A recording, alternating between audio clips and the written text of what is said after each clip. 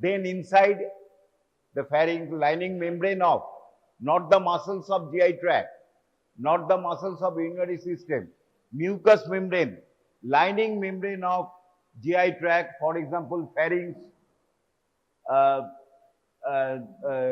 esophagus, stomach, and also the urinary system, the lining membrane is endoderm. And in between them, there is a mass of mesoderm. Mesoderm. So, trilaminar, ectoderm, endoderm, and mesoderm. And up to the 3 weeks, and gradually, I have already told you, from the middle part of the ectoderm, for example, in the dorsal, middle portion of the dorsal part of the ectoderm, a part of the ectoderm becomes specialized to form neuroectoderm. It becomes rounded and dips down to form the neural tube. To form the neural tube, I've already told you. And there are 3 vesicles, forebrain, midbrain, and hindbrain vesicle, and tapering end is ultimately form the spinal cord. So, what you will find, and ultimately, already I have repeatedly told you, this is ectoderm, a special part of the ectoderm becomes specialized. Ultimately, it becomes in this fashion. Ultimately, it detaches from the ectoderm. এটা থেকে খুলে যায়, খুলে নিচে নেমে যায়. And this ectoderm again, the cells proliferate to join the repair, and this form the neural tube. The neural tube. So, and ultimately it forms the brain and the spinal cord. And below it, there is a notochord. And below, there is an endoderm lining, pharynx, or GI tract, etc. I'm not going into details because time is very short. So what you will find, up to 3 weeks, there is an ectoderm covering our whole fetus, whole embryo, ectoderm, and endoderm lining the GI tract, and in between them, there is a mass of mesoderm. And what is the peculiarity is that up to 20-21 days of embryonic life, there is a no neck. There is a no neck. It is like this.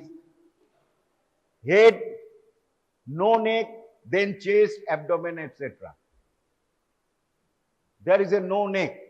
So what is the fetus looks like?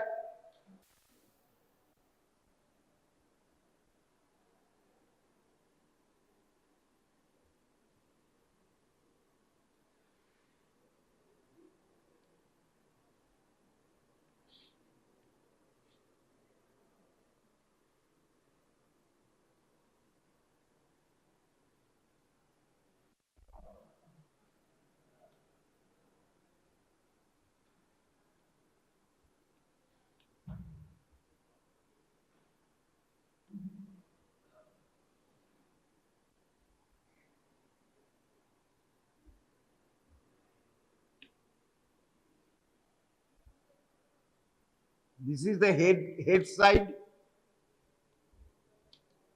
This is the lower side, or we call the tail side. The fetus is in this fashion we are viewing. So there are 2 bulges, one towards the head, followed by there is another bulge. These bulges is formed due to this formation of a huge brain. Huge brain.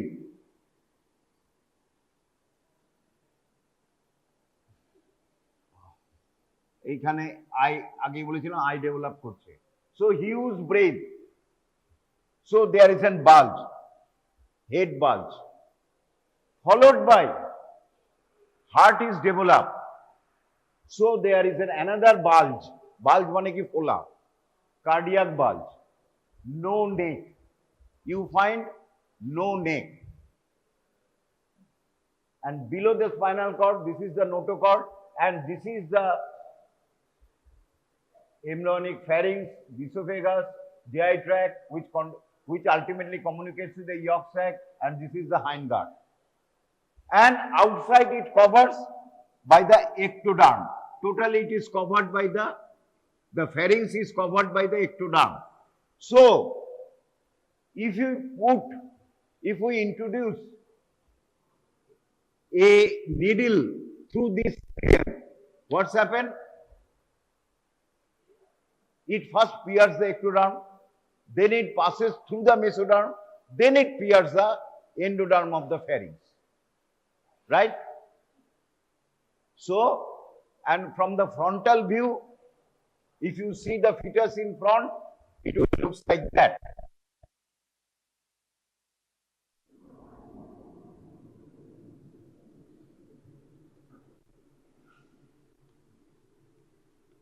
This is the head bulge, cardiac bulge, no neck. There is a no neck. So, now I concentrate this region. This is the pharynx, esophagus, then the stomach, that's mean the small guard, mid guard, large guard. I concentrate on this region, the embryonic pharynx. Inner side of the embryonic pharynx is endoderm. এই কালারটাতে ভুল এঁকেছি, যাকে এঁকে দিয়েছি আর কাটছি না। Endoderm, and outside there is an mesoderm, and further outside it is ectoderm, right? But there is a no neck. Ultimately, and pharynx, look, this endoderm tube or the future pharynx, which it will form the mouth. It is closed by a membrane. Look, future in the embryonic period, the opening of the pharynx cranially or towards the head side is totally closed by a membrane. The membrane is formed outside by the ectoderm, inside by the endoderm. Similarly, anal region is also closed, ectoderm and endoderm. And you must remember, if any membrane in embryonic period, if there is an only ectoderm and endoderm, and there is a no mesoderm in between the ectoderm and endoderm, it will not persist. এটা থাকবে না, ছিঁড়ে যাবে। সুতরাং ultimately, as there is a no mesoderm here, এইখানে mesoderm রয়েছে, এইখানে mesoderm রয়েছে, এইখানে mesoderm রয়েছে, but there is a no mesoderm in between this. So ultimately, it becomes open, leading to mouth cavity to the exterior. Similarly, there is no mesoderm is open, so ultimately it perforates and anal opening is formed. But in this region, I've already told you, এখন আমি আর এটা বোঝাচ্ছি না, এটা থাক, বন্ধই থাক এখন। In this region, the endoderm inside, in middle, mesoderm, and outside ectoderm. সুতরাং আমরা যদি এটাকে ক্রস সেকশনে দেখি, তাহলে কিরকম লাগবে? ফ্যারিংসটাকে যদি ক্রস সেকশন করে দেখি, এটা আমি ব্লুটা এন্ডোডার্ম দিয়ে আঁকছি, endoderm, then there is a bar of mesoderm, and outside there is an ectoderm.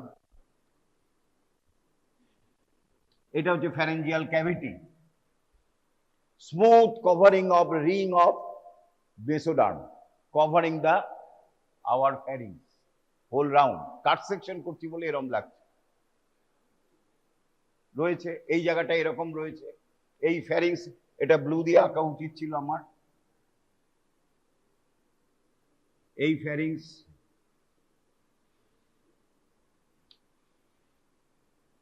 R it is covered all around by the mesoderm.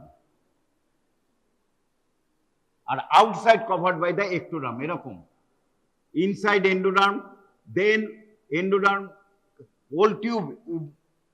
কল্পনা করো, imagine it is a rounded tubular structure. So inner lining is endoderm. Repeat, inner lining is endoderm. Covering this tube is a collar of mesoderm. Then covering is the ectoderm. And this mesoderm is smooth and there is a no neck. At 22nd day of embryonic life or fetal life, at 22nd day of fetal life, there is an mesodermal proliferation. Proliferation মানে কি? Cell division শুরু হয়ে গেছে। and forming a bar. বার মানে কি? সোনার বার দেখেছো, বা রড, সবচেয়ে ভালো রড শেপের। এই জায়গাটায় প্রথম মাউথ যেখানে হবে, ঠিক তারপরে this is thicken laterally. It is the lateral side of embryo. আমরা এরকম ভাবে কেটে দেখছি, it is the lateral side. It is thickened to, but it cannot extend dorsally. উপরের দিকে যেতে পারছে না, এটা ডরসাল সাইড, এটা ভেন্ট্রাল সাইড। ডরসাল সাইড যেতে পারছে না এইসব থাকার জন্য, নোটোকর্ড, তারপরে ব্রেন থাকার জন্য উপরে উঠতে পারছে না। So there is an proliferation of the mesoderm. So there is an formation of a bar laterally, the first bar, and this rod-shaped bar is formed at about 22nd day of embryonic life or fetal life. যেই এখানে বার হলো,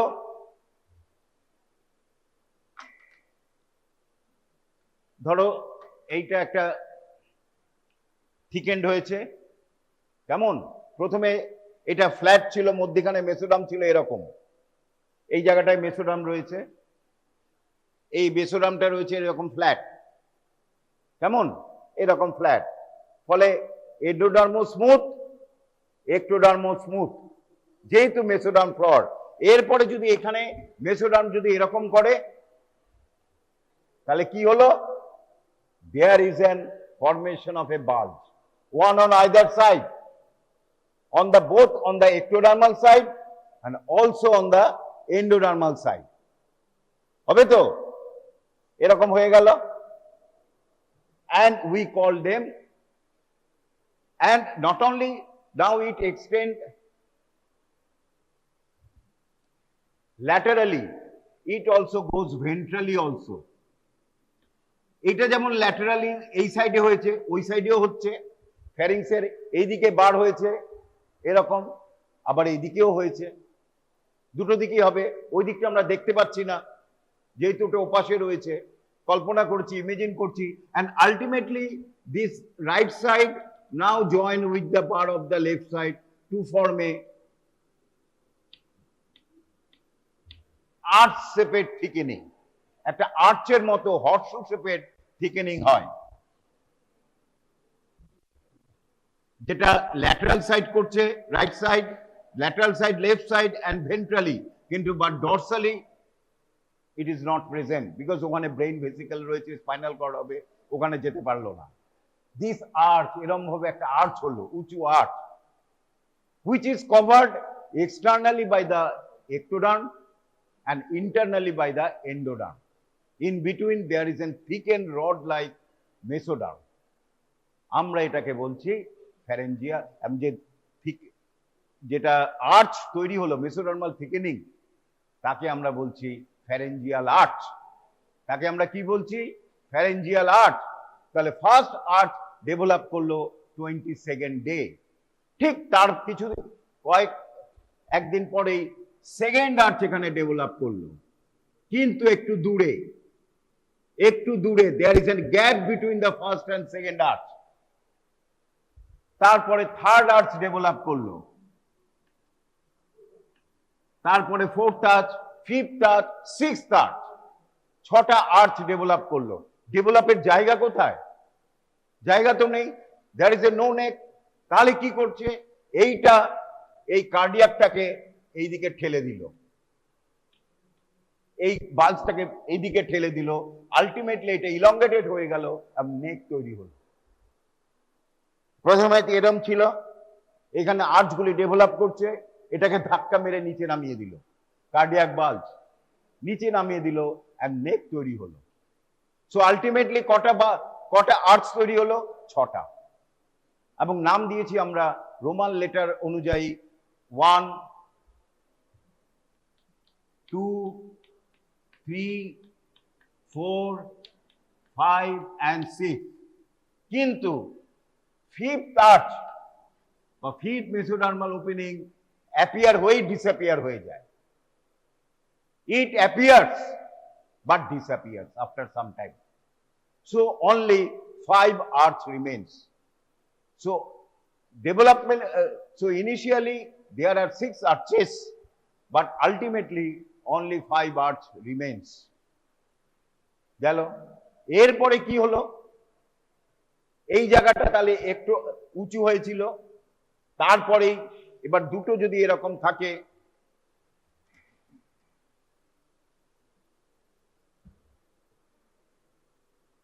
এইদিকে উঁচু, এটা উঁচু, মাঝখানে একটা depression, তাই তো? মাঝখানে একটা ডিপ্রেশন। এই ডিপ্রেশনটা not only on the ectodermal side but also present on the endodermal side. তার মানে কি ব্যাপার হলো, আমরা যদি ছবিতে দেখি,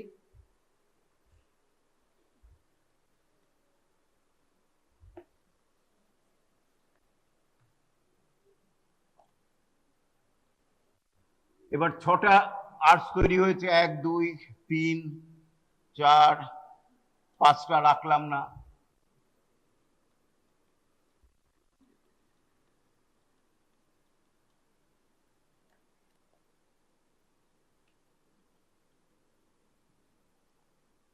এটা বাইরের এক্টোডার্ম, এই একটা বাল্ব তৈরি করলো এক্টোডার্ম, এই করলো, এই হচ্ছে, এই হচ্ছে, এই হচ্ছে, এই হচ্ছে, এদিকেও এক্টোডার্ম, এক্টোডার্ম আমি গ্রিন দিয়ে এঁকেছি, এই এই এই এই এই এই এই এই এইটা এদিকে ইসোফেগাস হয়ে চলে গেছে, নিচে ইসোফেগাস হয়ে চলে গেছে, স্টমাক হয়েছে।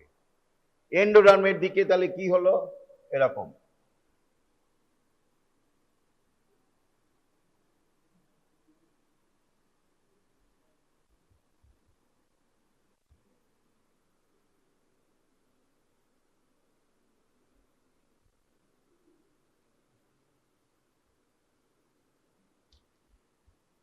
এটা হচ্ছে আমরা ফ্যানিংস, মুখের ভেতর থেকে দেখছি, আমরা মুখে ঢুকে গেছি, এবার দেখছি। তাহলে ইনসাইড এন্ডোডার্মাল লাইনিং প্রথমে কি রকম ছিল? প্রথমে ছিল এরকম,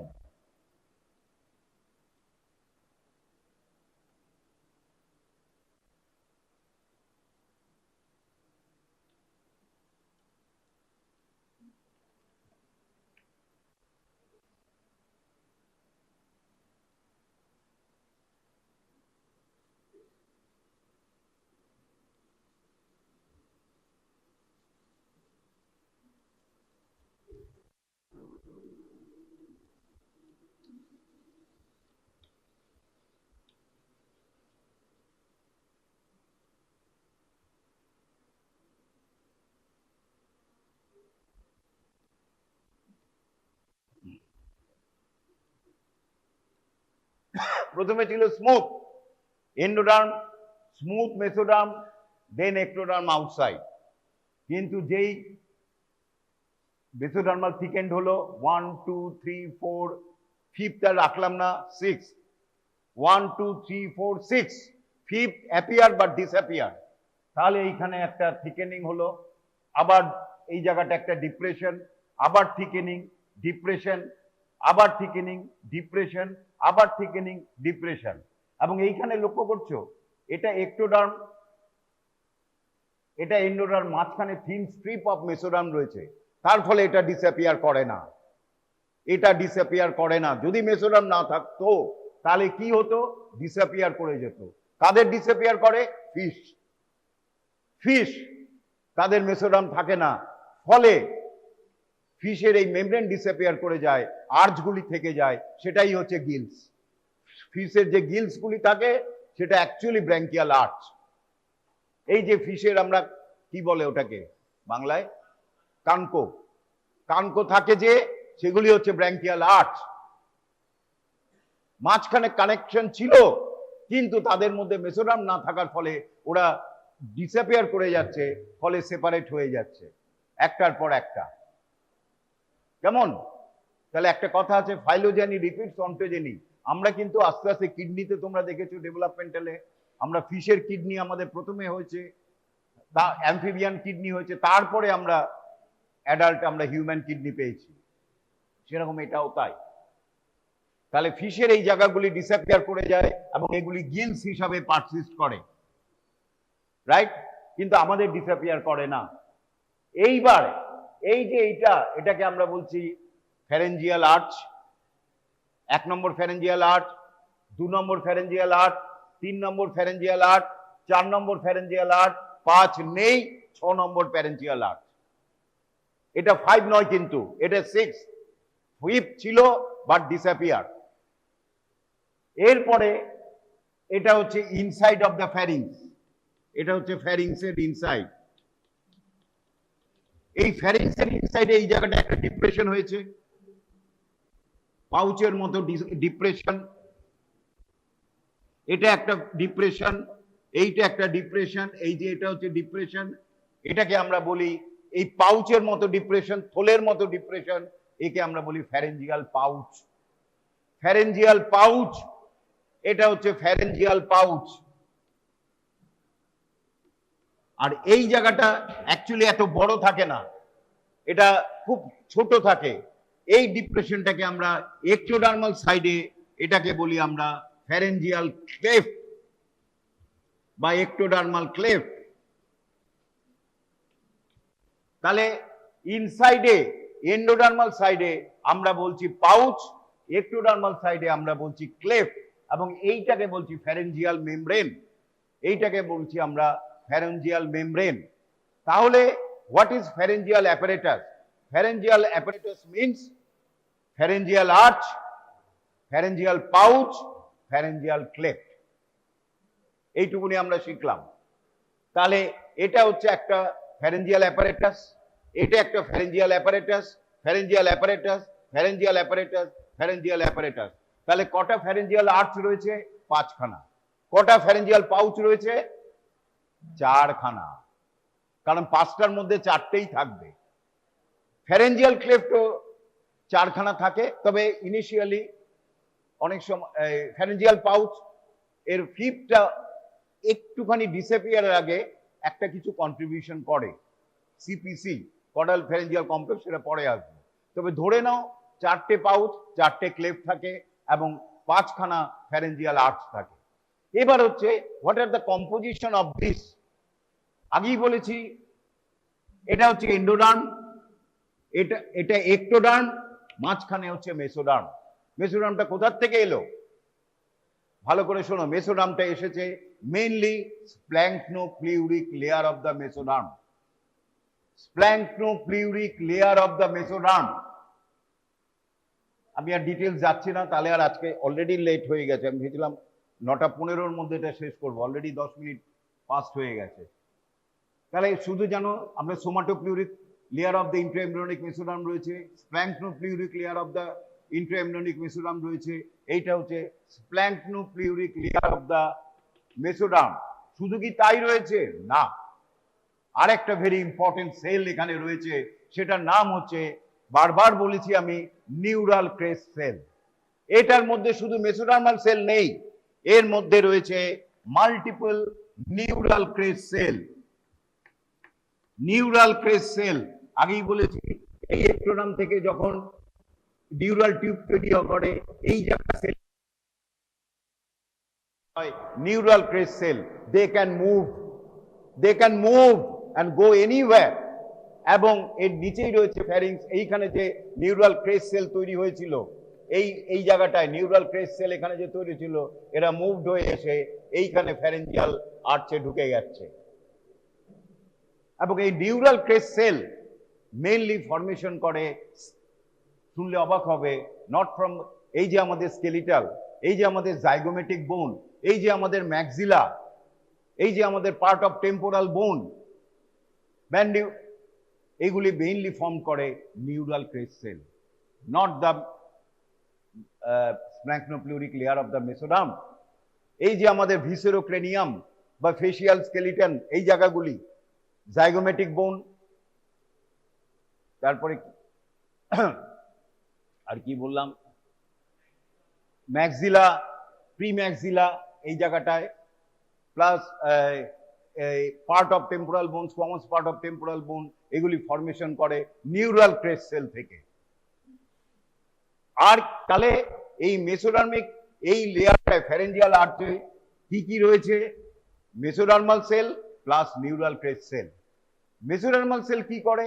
অনেক কিছু করে, কার্টিলেজ করে, mainly cartilage. Ultimately this mesoderm of this arch becomes specialized and changes its character and each form cartilage. It is the first pharyngeal cartilage, it is the second pharyngeal, third pharyngeal, fourth, sixth pharyngeal cartilage. First pharyngeal cartilage এর একটা special নাম দেওয়া হয়, যেই নামটা হচ্ছে Meckel's cartilage. First pharyngeal cartilage বলতে পারো অথবা মেকেলস কার্টিলেজ বলতে পারো। মেকেলস কার্টিলেজ, মেকেলস কার্টিলেজ। সেকেন্ড ফ্যারেঞ্জিয়াল আর্চেরও আরেকটা নাম আছে রাইকার্স কার্টিলেজ, রিকার্স কার্টিলেজ।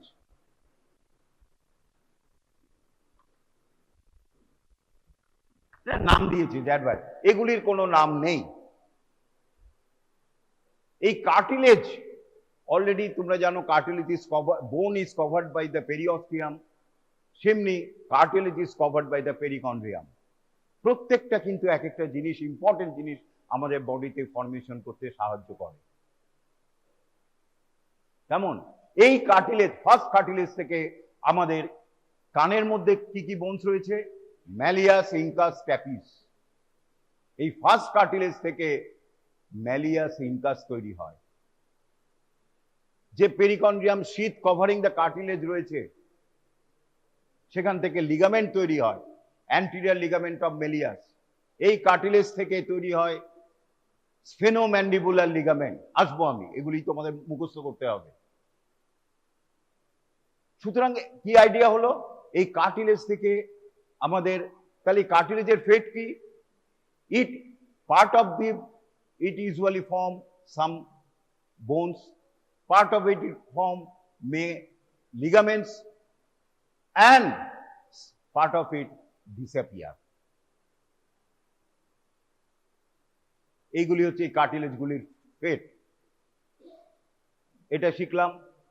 আচ্ছা, আর neural crest cell mainly important in the first and second, এইগুলি মেইনলি ফর্মেশন করে আমাদের ফেসিয়াল স্কেলিটন। এইটা গেল। এরপরে আরেকটা দুটো জিনিস শিখতে হবে।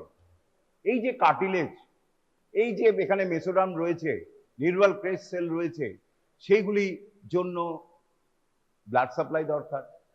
এবং এই কার্টিলেজগুলি আলটিমেটলি, ধরো এই সব ব্র্যাঙ্কিয়াল আর্চ থেকে ল্যারিংস তৈরি হবে, ল্যারিংস তৈরি হবে, আলটিমেটলি টাং তৈরি হবে, তার জন্য নার্ভ সাপ্লাই দরকার।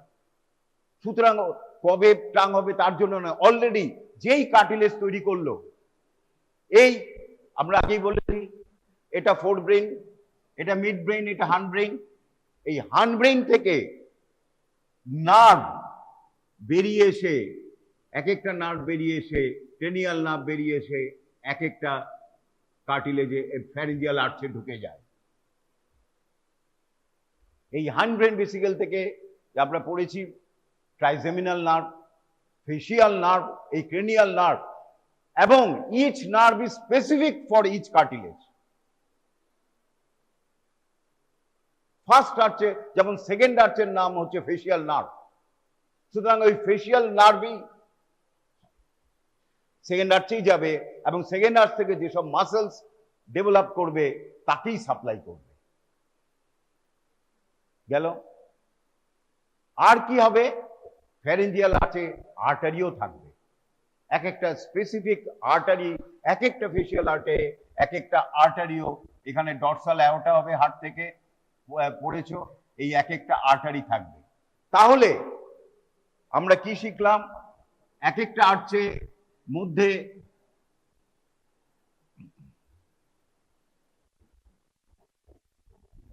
একটা নার্ভ থাকবে, আর্টারি থাকবে, মেসোডার্মাল মাস থাকবে। মেসোডার্মাল মাস মধ্যে কি আছে? Mesodermal cell plus neural crest cell. Neural crest cell mainly forms this viscerocranium. আর কার্টিলেজ থেকে ফর্মেশন করতে পারে, কার্টিলেজ হতে পারে, লিগামেন্টস হতে পারে। আর যে মেসোডার্ম আছে সেইখান থেকে স্প্ল্যাঙ্কোপিউরিক মেসোডার্ম, সেখান থেকে মাসেলস তৈরি হবে। যেমন ফার্স্ট আর্চ থেকে যে মাসেল তৈরি হবে, মাসেলস অফ ম্যাস্টিকেশন পড়িয়েছিলাম টেম্পোরোম্যান্ডিবুলার জয়েন্টে। কি masseter, temporalis, medial pterygoid, lateral pterygoid, এছাড়াও আরো 2-3টে আছে, আমি পরে বলছি। সেইগুলি তৈরি হবে। সেকেন্ড আর্চ থেকে এই ফেসিয়াল মাসেলস তৈরি হবে। কেমন? এই ফেসিয়াল মাসকুলেচার তৈরি হবে, স্টেপেডিয়াস মাসল তৈরি হবে, স্টাইলোহয়েড মাসল তৈরি হবে। থার্ড আর্চ থেকে স্টাইলোফ্যারিঞ্জিয়াস মাসল তৈরি হবে। এবং প্রত্যেকটার একটা জিনিস দেখতে পাচ্ছ, যে সেকেন্ড আর্চ থেকে যে মাসলগুলি তৈরি হলো, all are supplied by the second arch nerve, that is the facial nerve. So it is an answer of a explain why question. Why the facial muscle is this musculature is supplied by the facial nerve. তখন তোমাকে এটা লিখতে হবে, sir, the nerve of the second arch is a facial nerve and the muscles developed from the second arch is supplied by this facial nerve. Sir, muscles of mastication are developed from the first arch and the nerve of the first arch is the mandibular nerve, so it is supplied by the mandibular nerve. এরকম ভাবে লিখতে হবে। স্টাইলোফ্যারেঞ্জিয়াস is a muscle of third arch and the nerve of the third arch is the glossopharyngeal nerve, so stylopharyngeus is supplied by the glossopharyngeal nerve. Fourth archer nerve হচ্ছে superior laryngeal nerve. So muscles of the palate except palatoglossal all are supplied by the superior laryngeal nerve. এরকম ভাবে আসছি আমি একটার পর একটা। তাহলে এটা শিখতে হবে। তাহলে আমরা কি দেখলাম? এইগুলির আমরা এখনো এন্ডোডার্ম আর এক্টোডার্মের এইগুলির ফাংশন হচ্ছে মানে অসীম। তাহলে আমরা কি শিখলাম? যে মিডিলে রয়েছে এক একটা আর্চ। কটা আর্চ? 6টা। 6টাই থাকে না, ফিফথ আর্চ ডিসঅ্যাপিয়ার, আলটিমেটলি 5টা থাকে। এই আর্চগুলি কি তৈরি হয়? স্যার, আর্চগুলি থেকে বোনস তৈরি হতে পারে, কার্টিলেজ তৈরি হয়। এই আর্চগুলি থেকে মেসোডার্মাল স্প্ল্যাঙ্কোপিউরিক মেসোডার্ম থেকে বা নিউরাল থেকে মাসলস তৈরি হয়, লিগামেন্টস তৈরি হয়। কেমন? ভালো করে শুনবে, লাস্ট পরে আবার আসবো। ম্যান্ডিবল কিন্তু আমি বলছি না, ম্যান্ডিবল একটা পিকুলিয়ার ওয়েতে ডেভেলপ করে, সেটা আমি দেখি টাইম হলে আজকেই বলবো। তাহলে কিছু একটু ছবি দেখি। এইটা দেখো ফিশের, এই যে ল্যাটারালি এইগুলি হচ্ছে ব্র্যাঙ্কিয়াল আর্চ বা ফ্যারেঞ্জিয়াল আর্চ, আর এইখানে ছিল ফ্যারেঞ্জিয়াল মেমব্রেন। কিন্তু এদের মধ্যে কোনো মেসোডার্ম না থাকার জন্য এগুলি ডিসঅ্যাপিয়ার করে যায় এবং এদের দরকার, কারণ ওয়াটার এখান দিয়ে ঢুকবে ক্যারিং অক্সিজেন। আমরা এখানে ব্লাড সাপ্লাই রয়েছে। ওই যে বলেছিলাম ইচ ফ্যারেঞ্জিয়াল আর্চ একটা করে ব্লাড ভেসেল থাকে। এই দেখো ব্লাড ভেসেল থাকার জন্য কিরকম রেড, এখান থেকে অ্যাবজর্বড হয় অক্সিজেন। এটা গেল ফিশ, কিন্তু আমাদের ফ্যারেঞ্জিয়াল মেমব্রেন ডেভেলপ করে না। এই যে ফিশের, এটা দেখতে পাচ্ছ, এই যে আর্চগুলি ডেভেলপ করছে, এটা হচ্ছে ফ্যারিংস, এটা হচ্ছে ওরোফ্যারেঞ্জিয়াল মেমব্রেন বা স্টোমোডিয়াম, এইটা ওপেন হয়ে মাউথ হবে, এই হচ্ছে ফ্যারিংস। আর এখানে আর্চগুলি ডেভেলপ করছে, outside ectoderm, inside mesoderm, inner side endoderm.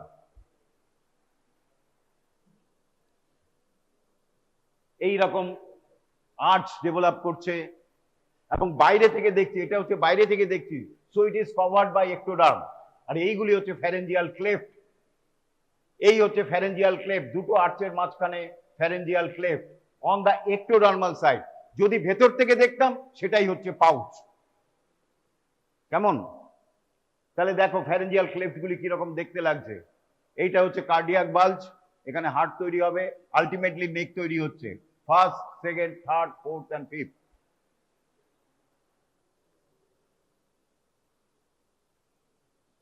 এই যে আর্চ ডেভেলপ করছে, first arch, second arch, third arch, এখনো ফোর্থ ফিফথ রুডিমেন্টারি রয়েছে, ডেভেলপ করেনি। 29 ডে এর মধ্যে সমস্ত আর্চ ডেভেলপ করে যায়, from 22nd to 29th day. এই দেখো, এরপরে একটা কথা বলার আছে, এই যে ফার্স্ট আর্চ, তার আরেকটা নাম কি? মেকেলস কার্টিলেজ। এই মেকেলস কার্টিলেজ একটা পিকুলিয়ার ব্যাপার রয়েছে। এই Meckel's cartilage, it ultimately divides into two process, one head side cranial process and one tail side caudal process। আমরা যখন হেডের দিকে কিছু হয় তাকে আমরা বলি ক্রেনিয়াল সাইড, আর নিচে, তার নিচে যদি হয়, টেলের দিকে যদি হয়, ইনফিরিয়র এক্সট্রিমিটির দিকে যদি হয়, তাহলে তাকে বলি আমরা caudal side. Cauda means tail. এই মেকেলস কার্টিলেজ, এক নম্বর first arch cartilage, it ultimately divides into two process. One is small cranial, we call maxillary process। আর কোথাও এটা হয় না, একমাত্র ফার্স্ট আর্চই হয়। And second larger, it is the mandibular process। বুঝতেই পারছো, এই ম্যাক্সিলারি প্রসেস থেকেই maxillary bone, zygomatic bone, temporal part of temporal bone এবং আপার লিপস, এগুলি সব ডেভেলপ করবে। অ্যান্ড ম্যান্ডিবুলার প্রসেস থেকে লোয়ার জ, ম্যান্ডিবল ডেভেলপ করবে। তাহলে আমরা কি শিখলাম? First arch has got a maxillary process and mandibular process, আর এর মধ্যখানেই হবে মাউথটা তৈরি হবে। যখন ফেস ডেভেলপমেন্ট পড়বো তখন কাজে লাগবে, এটা মনে রাখো। First arch cartilage or Meckel's cartilage is divided into two process. প্রথমে একটা থাকে, ultimately it divides into a maxillary process and a mandibular process। কেমন? Second cartilage, third cartilage and fourth cartilage, এগুলি আউটসাইড থেকে দেখছি। এই হচ্ছে ক্লেফট।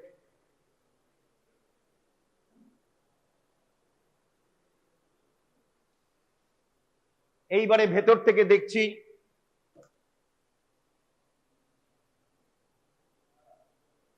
এই হচ্ছে পাউচ। এই দেখো, ভেতর থেকে কেটে দিয়েছি, এখান দিয়ে কেটেছি, এই দেখো পাউচ। এই যে আর্চ, আর্চের মাঝখানে ডিপ্রেশন, পাউচ। এইগুলি হচ্ছে ফ্যারেঞ্জিয়াল পাউচ। আর প্রত্যেকটায় একটা ভেসেলস বা আর্টারিয়ান ভেইন রয়েছে আর নার্ভ রয়েছে প্রত্যেকটা আর্চে। তাহলে দেখতে পাচ্ছ, এই হচ্ছে একটা ফ্যারেঞ্জিয়াল আর্চ, মেসোডার্ম, তার মধ্যে আর্টারি রয়েছে আর নার্ভ রয়েছে। কেমন? এরপরে একটা কথা এখানে শিখে নাও, pre trematic nerve and post trematic nerve. এই দুটো টার্ম আমাদের জানতে হবে। হোয়াট ইজ প্রি ট্রেমেটিক, যেটা লাগবে আমাদের টাঙের ডেভেলপমেন্ট করতে গেলে, ভেরি ইম্পর্টেন্ট ডেভেলপমেন্ট টাং।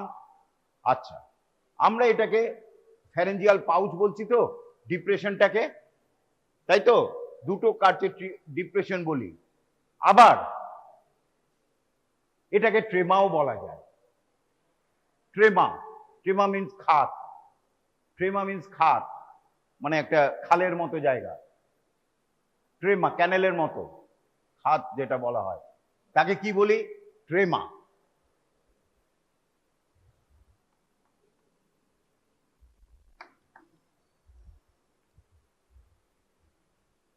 ট্রেমা বলি, কেমন?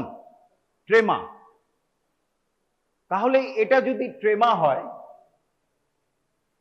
এটা ধরো ট্রেমা, কেমন? এটা আরেকটা ট্রেমা। তাহলে এই ট্রেমার পেছন দিকে যেটা রয়েছে, একটা নার্ভ ট্র্যাভার্স করছে, যেমন ইন্টারকস্টাল নার্ভ। ঠিক এটা দেখলেই বুঝতে পারবে। ইন্টারকস্টাল স্পেসটাকে তোমরা ট্রেমা ভেবে নাও, কেমন? ইন্টারকস্টাল স্পেসটাকে ট্রেমা ভেবে নাও। আরেকটা নার্ভ এখানে ট্র্যাভার্স করছে, একটা এইখানটায় বোঝো, এটা হচ্ছে ট্রেমা, গর্ত রয়েছে, খাল, ইন্টারকস্টাল স্পেস। এইখানে একটা নার্ভ করছে পস্টেরিয়ার টু ট্রেমা, তাকে আমরা বলি পোস্ট ট্রেমাটিক নার্ভ। আর একটা নার্ভ ট্র্যাভার্স করছে ট্রেমার অ্যান্টিরিয়ারলি বা ক্রেনিয়াল সাইডে, তাকে আমরা বলি প্রি ট্রেমাটিক নার্ভ। তাহলে একটা আর্চ, সবকটা আর্চেই দুটো নার্ভ থাকে, প্রি ট্রেমাটিক অ্যান্ড পোস্ট ট্রমাটিক। কিন্তু লাগ ভালো আমাদের, শুধু ফার্স্ট আর্চ বাদ দিয়ে প্রত্যেকটা প্রি ট্রমাটিক নার্ভ ডিসঅ্যাপিয়ার করে যায়, নাহলে আমাদের আরো মনে রাখতে হতো। অনেকে বলে সেকেন্ড আর্চেরও প্রি ট্রমাটিক নার্ভ আছে, সত্যি আছে, খুব স্মল নার্ভ বলে ওটা আমরা গণ্য করি না। তাহলে আমরা কি শিখলাম? প্রত্যেকটা আর্চের একটা করে প্রি ট্রমাটিক থাকে অ্যান্ড দ্য পোস্ট ট্রমাটিক থাকে। তার মধ্যে মনে রাখতে হবে কোনটা? একমাত্র একটা আর্চেরই মনে রাখতে হবে, pre traumatic and post traumatic. সেটা হচ্ছে ফার্স্ট আর্চ। বাকিগুলি থাকেও না, ভুলেও যাও, দরকারও নেই। তাহলে ফার্স্ট আর্চের নার্ভ, তাহলে আমরা এইখানে আবার সামারাইজ করছি। কি শিখলাম? প্রত্যেকটা আর্চের স্পেসিফিক নার্ভ রয়েছে। কেমন? প্রত্যেকটা আর্চের স্পেসিফিক নার্ভ রয়েছে। প্রত্যেকটা আর্চেরই আবার নার্ভ, দুটো করে নার্ভ রয়েছে, একটা প্রি ট্রমাটিক, একটা পোস্ট ট্রমাটিক। এর মানে এই নয়, এটা ভুলবে না, এটা মনে করো না যে ধরো ফার্স্ট আর্চের নার্ভ হচ্ছে ম্যান্ডিবুলার নার্ভ, এই ম্যান্ডিবুলার নার্ভ দুটো ডিভিশন হয়ে গিয়ে একটা প্রি ট্রমাটিক একটা পোস্ট ট্রমাটিক করছে। নো, সেটা নয়, দুটো আলাদা, সম্পূর্ণ আলাদা। যেমন ফার্স্ট আর্চের ফার্স্ট ট্রেমার নার্ভটার পোস্ট ট্রমাটিক নার্ভ, এটাও একটুখানি বুঝতে হবে তোমাকে, হচ্ছে ম্যান্ডিবুলার নার্ভ, আর প্রি ট্রমাটিক নার্ভ হচ্ছে chorda tympani nerve. Chorda tympani nerve is a branch of second facial nerve. Chorda tympani is a nerve branch of facial nerve. Facial nerve is a branch of second nerve. সুতরাং এই যে আমি কথাটা বললাম প্রত্যেকটা নার্ভেরই specific রয়েছে, সেটাও কিন্তু পার্টলি ট্রু। এরপরে আরেকটু এক্সপ্লেইন করি এটা প্রি ট্রমাটিক আর পোস্ট ট্রমাটিকটা। বাকিগুলি ইজিলি মুখস্থ করে বেরিয়ে যেতে হবে। একটা ছবি আঁকবে, সারা জীবন ভুলবে না।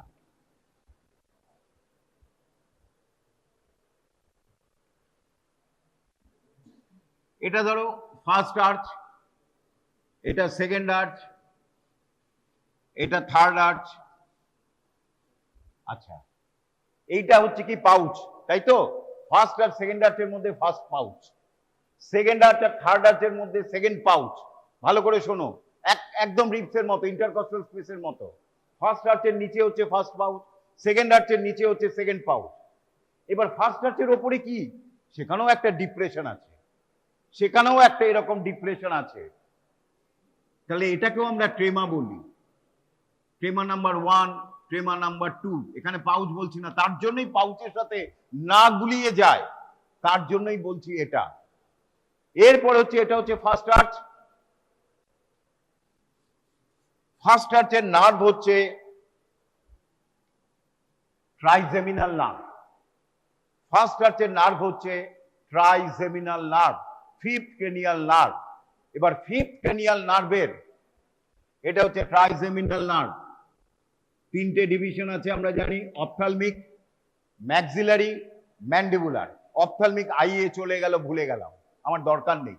ও আই লেন্স তৈরি হয়েছে, এইখানে চলে আসবে।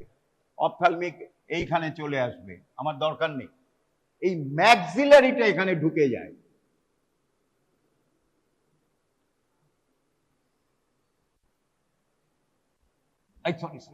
ভুল বলেছি, ম্যাক্সিলারিটা কোথায় যায়?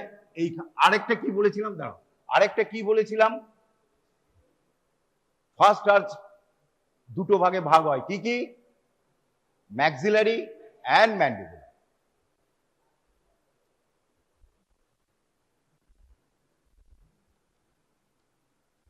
তাহলে এই ম্যাক্সিলারিটা এইখানে চলে গেল, আর ম্যান্ডিবুলারটা এইখানে চলে এলো।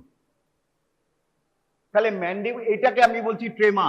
তাহলে ম্যান্ডিবুলারটা প্রি ট্রেমাটিক না পোস্ট ট্রেমাটিক? এটা যদি বলো বুঝে গেছে, বলো ঠিক বলছো, পোস্ট ট্রেমাটিক। যদিও এটা সামনে রয়েছে, আমরা আর্চের সামনে পেছন দেখব না, আমরা ট্রেমার সামনে পেছন দেখব। এইটা হচ্ছে ট্রেমা। এই আর্চের সামনেও একটা খাল রয়েছে, ক্যানেল রয়েছে, সেটাই হচ্ছে 1 নম্বর ক্যানেল। সুতরাং mandibular nerve is a post traumatic nerve. যদি এটা সামনে রয়েছে, বুঝতে পারছো কি এটা? Mandibular nerve is a post traumatic nerve. কেন post traumatic? Because it is posterior to this trema. আর ম্যাক্সিলারি নার্ভ হচ্ছে, ম্যাক্সিলারি প্রসেসে দেয়, ওটা আমার জানার দরকার নেই, সুতরাং এখন জানার দরকার নেই। Mandibular nerve is a post trematic nerve, not the pre trematic nerve. এই গন্ডগোলটা করবে না, কারণ নার্ভ আমরা আর্চের সামনে না পেছন দেখছি না, আমরা ট্রেমার পেছনে আছে কিনা দেখছি। এটা হচ্ছে এই নার্ভটা, এই যে ট্রেমাটা রয়েছে এই ট্রেমার পেছনে রয়েছে, সুতরাং it is the post trematic nerve. তাহলে এর প্রি ট্রেমাটিক নার্ভকে ফেসিয়াল নার্ভ এখানে দিচ্ছে, তার একটা ব্রাঞ্চ চলে যাচ্ছে এইখানে। So chorda tympani nerve is the pre-traumatic nerve of the first arch. Can pre-traumatic? Because it is pre or anterior to the tremor number 2. So, mandibular nerve is the post-traumatic nerve of the first arch. Chorda tympani is the pre-traumatic nerve of the first arch. Come on. তার জন্য tongue, which is developed from first arch and second arch, has got the supply from the chorda tympani nerve, though chorda tympani nerve is a branch of facial nerve. হওয়ার কথা ছিল না, কিন্তু test সেন্সেশনটা chorda tympani nerve দিয়ে যাচ্ছে। আচ্ছা, তাহলে এটা হয়ে গেল। তাহলে এবার আমরা প্রি ট্রেমাটিক পোস্ট ট্রেমাটিক আইডিয়া হয়ে গেছে। এরপরে হচ্ছে কিছু মুখস্থ। আরেকটা এখন বলে দিই, পরের দিন লাগবে। এইটা হচ্ছে ফ্লোর অফ দ্য ফ্যারিংস, আর্চের ফ্লোর। এই ফ্লোর থেকেই ডেভেলপ করবে আলটিমেটলি টাং ডেভেলপ করবে, পরে আসবো আমরা। এবার ভালো করে লক্ষ্য রাখো, আর্চ এবং ক্লেফট এবং পাউচ, পরীক্ষায় ছবিটা এটাই আঁকতে হবে যদি দেয়। এই যে এইগুলি হচ্ছে pouch, pharyngeal pouch, pharyngeal pouch.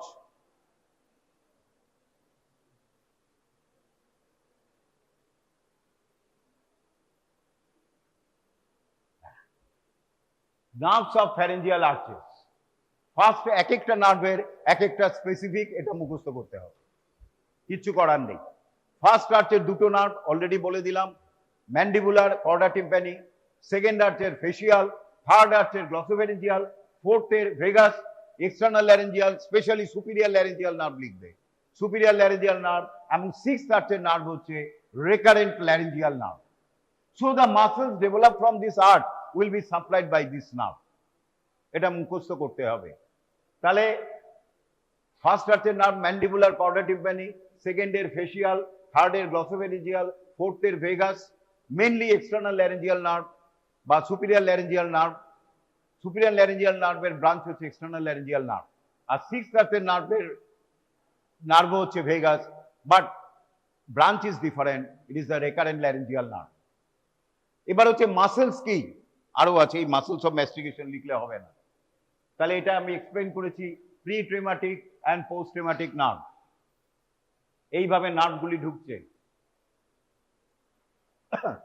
Beautiful, দেখো অপথ্যালমিক নার্ভ চলে যাচ্ছে আইতে, ম্যাক্সিলারি প্রসেসে, এবং ম্যান্ডিবুলার নার্ভ ম্যান্ডিবুলার প্রসেসে যাচ্ছে।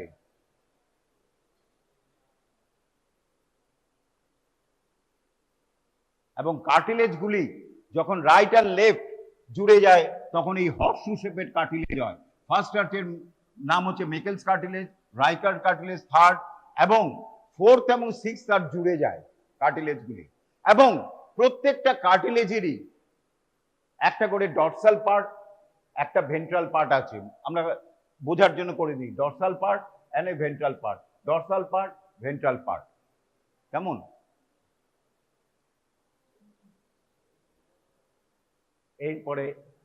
এরপরে আমরা ঢুকে গেলাম পরীক্ষাতে। আচ্ছা, আগেই বলেছি আর্চ নিয়ে করছি, এখন পাউচ বা ক্লেফট নিয়ে নয়। আর্চের মধ্যে কি কি আছে? Mesoderm, neural crest cell, vessels, nerve, তাই তো আছে। এবার কি কি ডেভেলপ করে? Bones, cartilage, muscles, etc.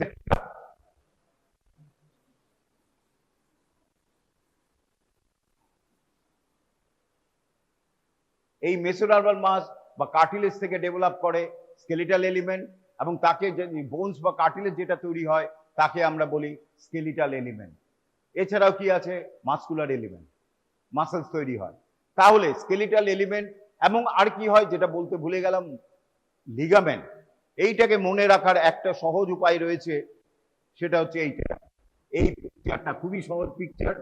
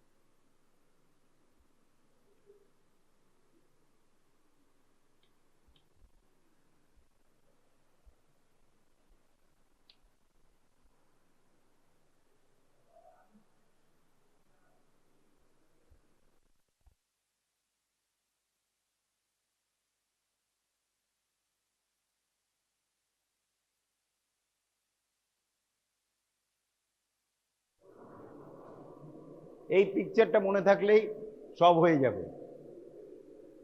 তাহলে আমরা কিভাবে করব? দ্য আর্টস থেকে কি কি ডেরিভেটিভ তৈরি হয়? Skeletal element and muscular element, এই দুটো মেইনলি মনে রাখবো। Skeletal element and muscular element. এই যে ফার্স্ট আর্চ কার্টিলেজ হচ্ছিল এইটা, মেকেলস কার্টিলেজ। এই Meckel's cartilage ultimately disappear, but some part remains present, which ultimately forms some of the skeletal element and ligament. তাহলে ফার্স্ট আর্চ কার্টিলেজের নাম কি? মেকেলস কার্টিলেজ। ফার্স্ট আর্চের কার্টিলেজের নাম কি? মেকেলস কার্টিলেজ, যেটা রেড দিয়ে করছি, মেকেলস কার্টিলেজ। এটা স্কেলিটাল এলিমেন্ট কি কি? এই যে কার্টিলেজটা ছিল, এটা মেইনলি ভেন্ট্রাল পার্ট ডিসঅ্যাপিয়ার হয়ে যায়, ডরসাল পার্টটা একটু থেকে যায়। Ultimately this dorsal part of the cartilage, dorsal part of the cartilage, dorsal part of the cartilage ultimately form two bones, malleus and incus. not stapes. Malleus and incus, not stapes. আর কি formation করে? শীত, দুটো ligament, anterior ligament of malleus and sphenomandibular ligament. Anterior ligament of malleus and sphenomandibular ligament. এটা হচ্ছে spine of the sphenoid, এই anterior ligament of malleus আর এইটা হচ্ছে sphenomandibular। এইটা তৈরি করলো স্কেলিটাল এলিমেন্ট হিসাবে।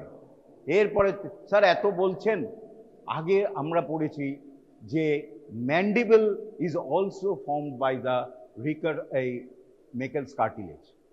ম্যান্ডিবলটাও তৈরি হচ্ছে মেকেলস কার্টিলেজ, দেখতেও ম্যান্ডিবলের মতো না। এখন রিসেন্টলি বলছে Meckel's cartilage acts as a template. Template মানে কি? ছাঁচ। টেমপ্লেট মানে কি? ছাঁচ। তোমরা যখন সুইট সন্দেশ বানায় দেখেছো, একটা কার্ড ছানা, হ্যাঁ চার্ন কার্ড যেটা ছানা আছে সেটা এটাকে মারলো ছাঁচের মধ্যে, টেমপ্লেটের মধ্যে মারলো, তুলে আনলো। তাহলে কি টেমপ্লেটটা কি সন্দেশটা তৈরি করেছে? করেনি, করেছে ছানাটাই, কিন্তু ওকে একটা শেপ দিল, ওকে একটা শেপ দিল। আমরা যখন একটা সন্দেশ তৈরি করছি সুইট, তখন কি করছি? ছানাটার মধ্যে এরকম মারছি, সুন্দর শেপ হলো, আমের মতো হলো কি জামের মতো, এটা করে আবার এটা নিয়ে আসছি, তৈরি করছি কিন্তু ছানাটাই। It acts as a template simply. So mandible, mainly body of the mandible, is formed by the mesoderm surrounding the Meckel's cartilage, not from the Meckel's cartilage. Meckel's cartilage acts as a template. ছাঁচের কাজ করতে যে এরকম হবে, এতটা বড় হবে। তাহলে কি শিখলাম? Maxillary mandible is formed from the mesoderm, not from the cartilage. এই মেসোডার্মটা কোথায় থাকে? Surrounding the cartilage. কার্টিলেজের সাথে ওর কোনো সম্বন্ধই নেই, না কার্টিলেজ না perichondrium. Thank you very much. Let us start today. This is the second session of your seminar. Good morning, everyone. My name is Ornesha Bonit. So, with due respect to all my respected sir, now I am starting my lecture, that is GSD, glycogen storage disorder. So at first আমাদের এটা জানতে হবে যে what is glycogen. খুব simply আমরা জানি যে glycogen is storage form of glucose. এখন এই স্টোর কোথায় হচ্ছে গ্লাইকোজেন? লিভারে আর মাসেলে। বেশিটা আমরা দেখতে পাই লিভারে আর মাসেলে। সো এবার আমাদের দুটো টার্মের সাথে আমরা অবশ্যই পরিচিত আছি। তার মধ্যে একটা হলো গ্লাইকোজেনেসিস অ্যান্ড আরেকটা হলো গ্লাইকোজেনোলাইসিস। গ্লাইকোজেনেসিস মানে কি? জেনেসিস মিন্স তৈরি হওয়া। কি তৈরি হচ্ছে? গ্লাইকোজেন তৈরি হচ্ছে। কি থেকে তৈরি হচ্ছে? গ্লুকোজ থেকে তৈরি হচ্ছে। আর গ্লাইকোজেন যখন ভেঙে গ্লুকোজ তৈরি করছে, তখন সেই পদ্ধতিকে আমরা কি বলছি? গ্লাইকোজেনোলাইসিস। তো এবার আমরা গ্লাইকোজেন স্টোরেজ ডিজিজের দিকে আসছি। তো আমাদের প্রশ্ন, কেন গ্লাইকোজেন স্টোরেজ ডিজিজটা হলো, মানে কেন গ্লাইকোজেন স্টোর হয়ে রয়ে গেছে, গ্লুকোজে ভাঙছে না? তার কারণ একটাই, এখানে গ্লাইকোজেন মেটাবলিজমে যে এনজাইমগুলো আমাদের প্রয়োজন হয়, তার কয়েকটা এনজাইমের ডেফিসিয়েন্সির জন্য আমাদের এই গ্লাইকোজেন স্টোরেজ ডিসঅর্ডার দেখতে পাওয়া যায়। এই এনজাইমগুলির মধ্যে ফার্স্ট হলো গ্লুকোজ 6 ফসফেটেজ, আর আরেকটা হলো গ্লাইকোজেন ফসফোরাইলেজ, আরেকটা হলো ডি ব্রাঞ্চিং এনজাইম। মেইনলি এই 3 প্রকার এনজাইমের ডেফিসিয়েন্সির কারণে এই গ্লাইকোজেন স্টোরেজ ডিসঅর্ডার দেখতে পাওয়া যায়। তো এবার আমরা ডিজিজের দিকে আসবো, যে এই গ্লাইকোজেন স্টোরেজ ডিসঅর্ডারে কি কি ডিজিজ রয়েছে। ফার্স্ট অফ অল ভন গিট disease, next Pompe's disease, third Cori's disease, next Andersen disease, and next McArdle disease, and তারপর হার্ট ডিজিজ। তো এই 6টা ডিজিজ নিয়ে আমরা আজকে আলোচনা করব। তো লেটস টক অ্যাবাউট ভন গেট ডিজিজ। তো ফার্স্ট অফ অল, কেন এই ভন গেট ডিজিজ হচ্ছে, কি এই কারণ? কি এনজাইমের ডেফিসিয়েন্সি হচ্ছে? Glucose 6 phosphatase.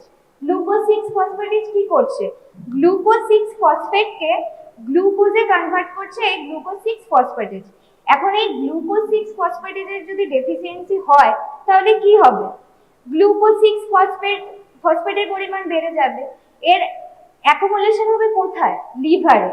আর লিভারে যদি এরকম গ্লুকোজ 6 ফসফেটের অ্যাকুমুলেশন হতে থাকে তাহলে লিভারের আকার বড় হবে, মানে লিভার সাইজের বৃদ্ধি, লিভারের সাইজ ইনক্রিজ করবে, আর তাতে কি হবে?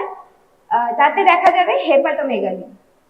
নাও দ্য সেকেন্ড কি হচ্ছে? হাইপোগ্লাইসেমিয়া। হাইপোগ্লাইসেমিয়া কেন হচ্ছে? হাইপোগ্লাইসেমিয়া হচ্ছে তার কারণ গ্লুকোজ 6 ফসফেট থেকে গ্লুকোজ তৈরি হচ্ছে না, সে কারণের জন্য বডিতে গ্লুকোজের পরিমাণ কমে যাচ্ছে, আর যেটা ডিরেক্টলি হাইপোগ্লাইসেমিয়ার দিকে যাচ্ছে। And the third one is hyperuricaemia. Hyperuricaemia কেন হচ্ছে? কারণ যে গ্লুকোজ 6 ফসফেট আছে, ওই গ্লুকোজ 6 ফসফেট গ্লুকোজে কনভার্ট হতে পারছে না, তো এটা কোথায় যাচ্ছে? এইচএমপি পাথওয়ে যাচ্ছে। এইচএমপি পাথওয়ে থেকে পিউরিন অ্যান্ড পিরিমিডিন তৈরি হচ্ছে, দিয়ে সেখান থেকে ইউরিয়া, ইউরিক অ্যাসিড, আর তারপর সেই ইউরিয়া, ইউরিক অ্যাসিড কিসের মাধ্যমে বেরোচ্ছে? সোজা ইউরিনের মাধ্যমে আমাদের বডি থেকে বেরোচ্ছে। দ্যাটস ওয়াই হাইপারইউরেমিয়া দেখতে পাওয়া যাচ্ছে। And the second is lactic acidosis. Lactic acidosis কেন হচ্ছে? কারণ মাসেল গ্লুকোজ পাচ্ছে না। মাসেল যেহেতু গ্লুকোজ পাচ্ছে না, তাই জন্য মাসেল ফ্যাটিক হয়ে যাচ্ছে। আর এই মাসেল ফ্যাটিক হওয়ার জন্য ল্যাকটিক অ্যাসিডের পরিমাণ বাড়ছে, তো সে কারণে ল্যাকটিক অ্যাসিডোসিস দেখতে পাওয়া যাচ্ছে। আরো একটা জিনিস দেখতে পাওয়া যায়, যেটা হলো হাইপারলিপিডেমিয়া। হাইপারলিপিডেমিয়া কেন দেখতে পাওয়া যাচ্ছে? কারণ এই গ্লুকোজ 6 ফসফেটেজ যে এনজাইম রয়েছে তার ডেফিসিয়েন্সির কারণে গ্লুকোনিওজেনেসিস ব্লকেজ হচ্ছে। এই গ্লুকোনিওজেনেসিস ব্লকেজ হওয়ার জন্য মোর ফ্যাট মোবাইল হচ্ছে, যার জন্য বডি মোর এনার্জি রিকোয়ার হচ্ছে, আর তার জন্য কি হচ্ছে? প্লাজমাতে ফ্রি ফ্যাটি অ্যাসিড আর কিটোন বডির পরিমাণ বাড়ছে। তো দ্যাটস ওয়াই হাইপারলিপিডেমিয়া দেখা যাচ্ছে। তো ভন গার্কি ডিজিজে যদি আমরা একবারে বলতে চাই তাহলে কি কি হচ্ছে? At first hepatomegaly, 2 hyperuricaemia, 3 hyperlipidaemia, 4 lactic acidosis, and অবশ্যই hypoglycaemia. So that's it for von Gerke disease. Please carry, go to the next man. After von Gerke disease, the next disease will be narrated by next person. If you are, তুমি তো একাই বলবে না, তাদের ওদেরকে বলতে হবে, ওরা বলুক, তুমি এখানে থামিয়ে যাও, ওরা এবার বলুক। So thank you. যে ভন জিরকে ডিজিজ নিয়ে তোমার যেটা বলেছো সেটা ঠিকই বলেছো, কিন্তু হাইপার ইউরিসিমিয়া, আর ইউরিয়া বাড়ে না। হ্যাঁ, নো ইউরিয়া, এখানে কোনো ইউরিয়া আসে না। তুমি যেটা বলেছিলে ইউরিয়াটা হবে না, ইউরিক অ্যাসিড হবে। হাইপার ইউরিকিমিয়া চারটা হবে হাইপার ইউরিসিমিয়া। ওকে, আর মাসেলে গ্লুকোজ থেকে যায় না বলে ল্যাকটিক অ্যাসিড থেকে তার কোনো মানে actually because of the formation of the glucose 6 phosphatase enzyme is absent in muscle, totally absent. Normally it is absent. So muscle glucose কখনোই ফরমেশন হবে না। হ্যাঁ, মাসলে গ্লাইকোজেন সবসময় ল্যাকটিক অ্যাসিডে কনভার্ট হয়। Good morning to all the participants present here. I'm Anshuli Arya. So I'll be explaining you all the Mbbs disease. Mbbs disease. Mbbs disease is basically caused by the deficiency of the enzyme lysosomal alpha 1,4-glucosidase, also known as acid maltase. And organs involved in these are basically all the organs that comes liver, kidney, intestine. So the characteristic features which we see in this is that glycogen accumulates in the lysosomal alpha or the tissues, and the heart is mostly involved in this. And enlargement of liver also takes place with heart, nervous system, and their heart and nervous system is also. You just speak in front of the audience, not your face is not in the your face will be in front of audience.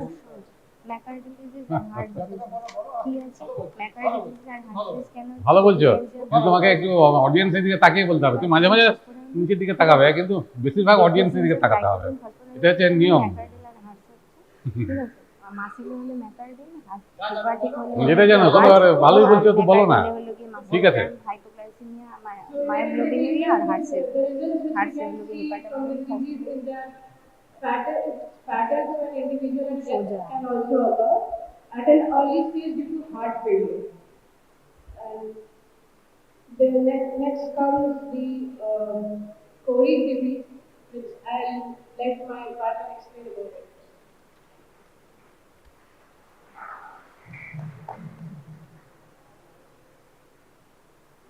Good morning, everyone.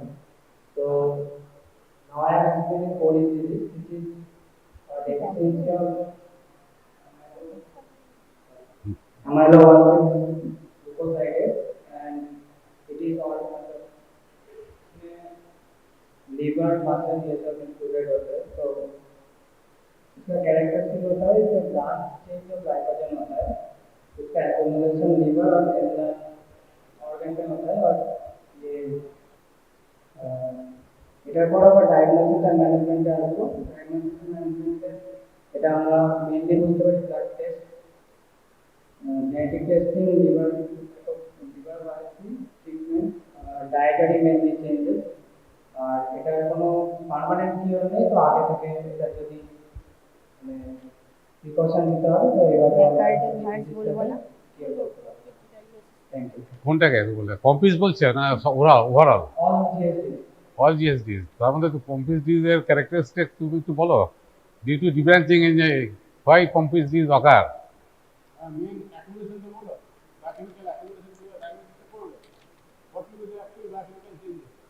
আর তোমাকে পম্পিসের উপর তোমাকে Cori's disease, Andersen disease, McArdle disease, এগুলো তো বলতে হবে একটু. তুমি পম্পিস ডিজিজে তো শেষ হচ্ছে না, এবার তো কোরিস আছে, অ্যান্ডারসন আছে, ম্যাকারেলস আছে, এই তিনটে অন্তত বলতে হবে. তারপর তুমি 6 নম্বর থেকে তুমি নাও বলতে পারো, কারণ 5 নম্বরটা খুব ইম্পর্ট্যান্ট, খুব কমানেস্ট, সবচেয়ে কমানেস্ট হচ্ছে ভন জিজ্ঞেস, কিন্তু 5 নম্বর ইজ অলসো কমান, যেটাকে বলছো তুমি ম্যাকারেল সিনড্রোম বা ম্যাকারেল ডিজিজ. তো আমি তোমাকে বলেছিলাম ABCD, Andersen's due to branching enzyme deficiency and Cody's due to debranching enzyme deficiency. If you remember ABCD, that is Anderson's due to branching and Cody's due to debranching. Okay? এখন কোডিজে কেন limit dextrinosis হচ্ছে? Because of debranching enzyme. এখানে phosphorylase কাজ করছে, কিন্তু at the end of the phosphorylase, যখন phosphorylase কাজ করার পর যদি ডিব্রাঞ্চিং এনজাইম কাজ না করে, তাহলে যে end product of the phosphorylase is the limit dextrin. সেই জন্য একটা নাম হচ্ছে limit dextrinosis, accumulation of the limit dextrin হচ্ছে. ওকে, সেই জন্য এটা লিমিট ডেক্সট্রিনোসিস. আর অ্যান্ডারসনস হচ্ছে অ্যামাইলোপেকটিন. অ্যামাইলোপেকটিন হচ্ছে স্টার্চের একটা ভ্যারাইটি, অ্যামাইলোপেকটিন. এখানে অ্যামাইলোপেকটিনোসিস হচ্ছে. আর ম্যাকাডোসটা very important. McArdle's due to phosphorylase deficiency in muscle. Phosphorylase deficiency in the muscle, that is type 5. Phosphorylase deficiency in the liver, that is type 6. Okay? You have to mention it. Muscle phosphorylase deficiency means McArdle's disease. This is a very common symptom. There is poor exercise tolerance. He cannot tolerate exercise. He will be fatigued after walking a few steps. And the diagnosis is confirmed by measurement of the lactic acid after exercise and before exercise. Before exercise lactic acid and after exercise lactic acid. There will be no elevation of the lactic acid after exercise. This is the diagnostic features of the McArdle syndrome. Okay? This you have to mention it.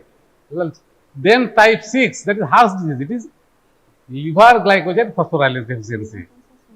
এখানেও কিন্তু মোটামুটি একই রকম features হবে.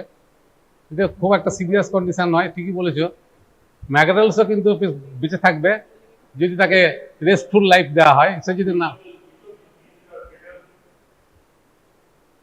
তার মধ্যে কোনটা fatal বলো তো দেখি? টাইপ 1 থেকে টাইপ 6, 7 পর্যন্ত হুইচ ওয়ান ইজ দ্য সবচেয়ে ফ্যাটাল?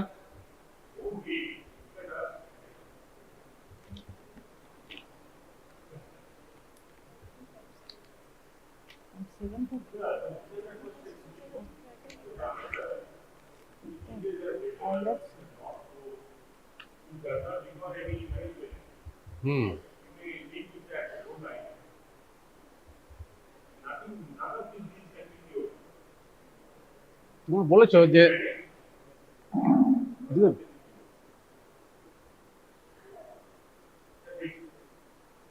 এবার type 7 type storage is also the same phosphoprotein deficiency and it is storage and ম্যাকাডেল symptoms are both similar একই সিমিলার কিন্তু ডেফিসিয়েন্সি আলাদা স্টোরেজ এর deficiency phosphoprotein it is muscle phosphoprotein more specifically phosphoprotein muscle and RBC that is storage disease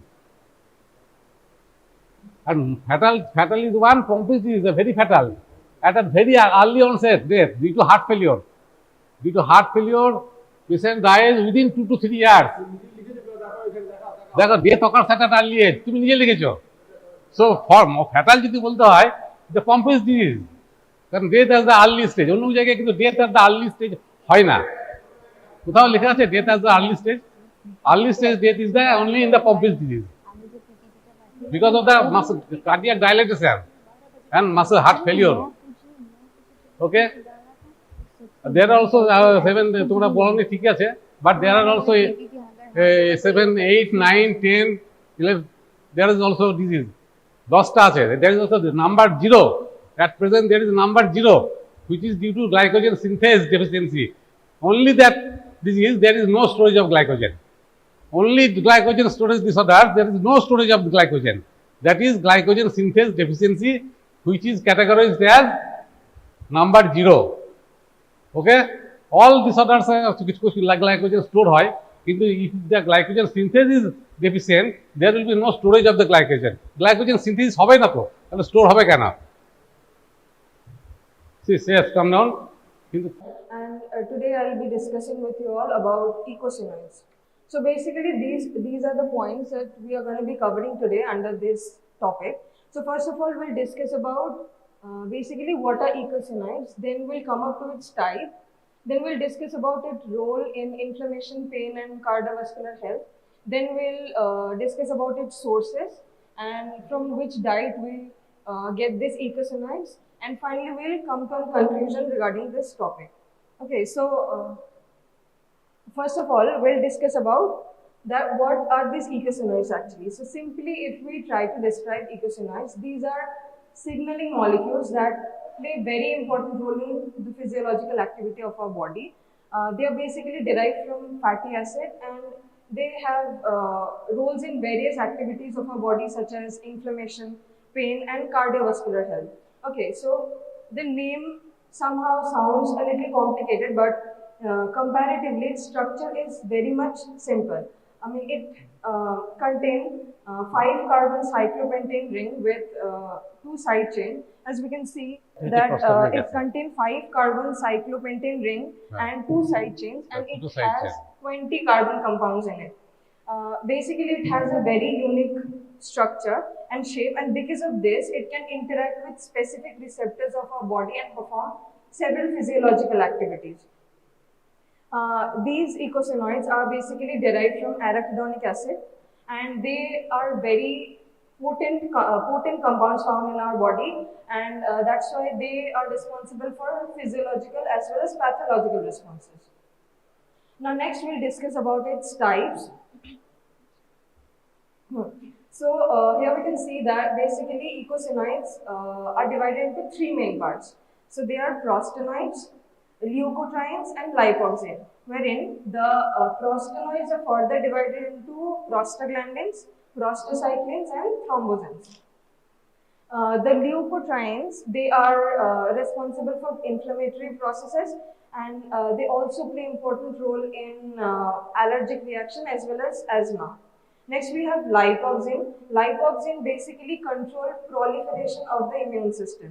Then we have prostaglandin. Prostaglandin basically helps in inflammation reaction of our body, as well as it also helps in the blood clotting process. Then it also regulates the blood flow of our body. Then we have prostacyclin.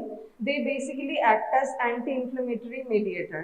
Then finally we have thrombosins, and these thrombosins they actually help in blood clotting as well as they are very good vasoconstrictors. Now we will discuss about the role of eicosanoids in inflammation. Uh, so basically, the eicosanoids play a very crucial role in the body's inflammatory responses.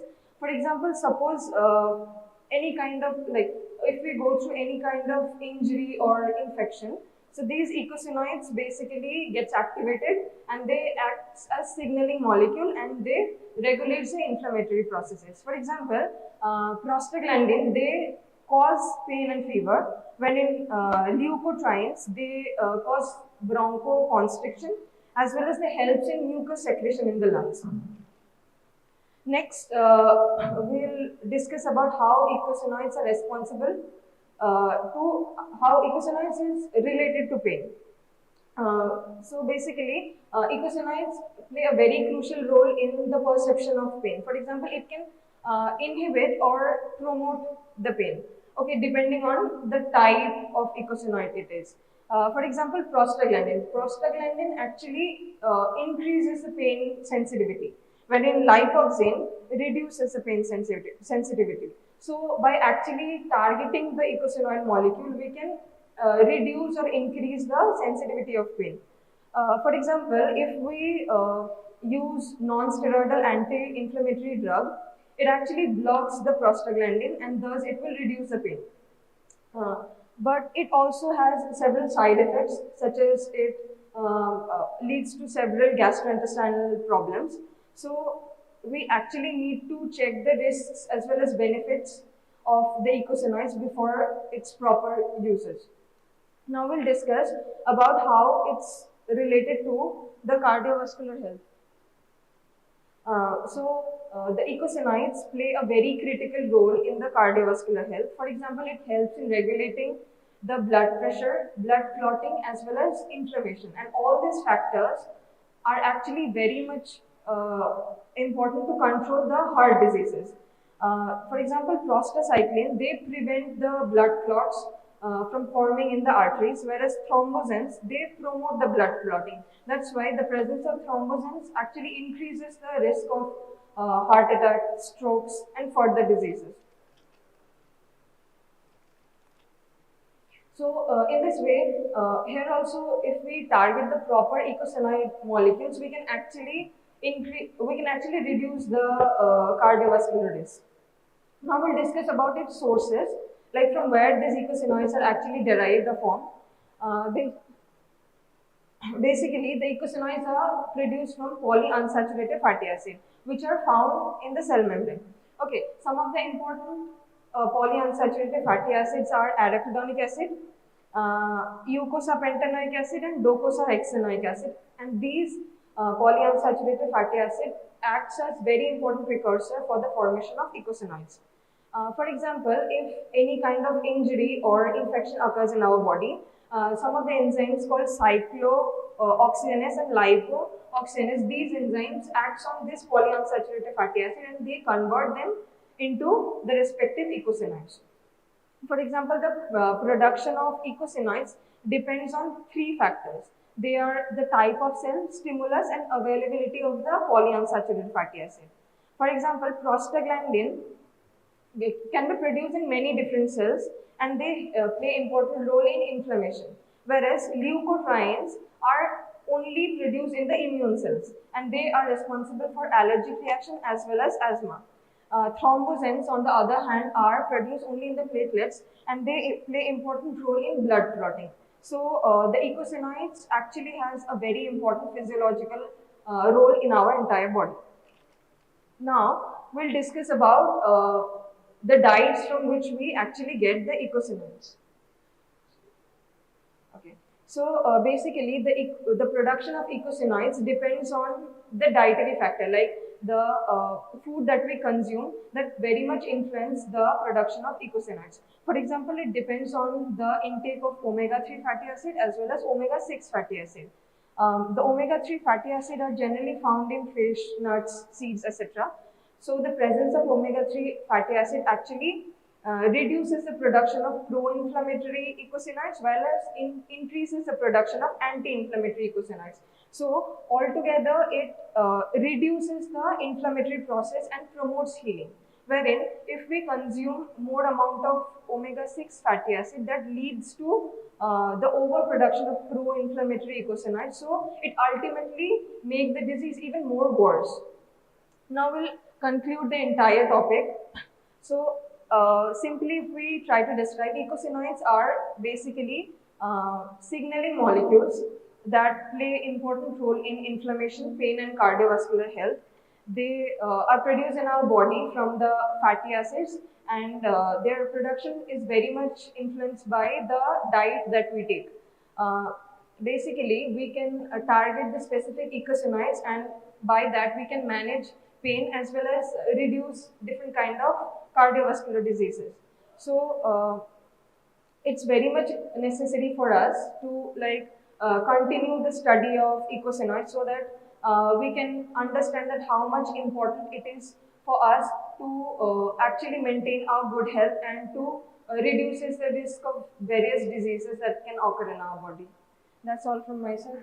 You should mention the eicosanoid. What is eicosanoid? Eicosanoid is 20 carbon, and all that eicosanoids are physiologically important compounds, not are harmful.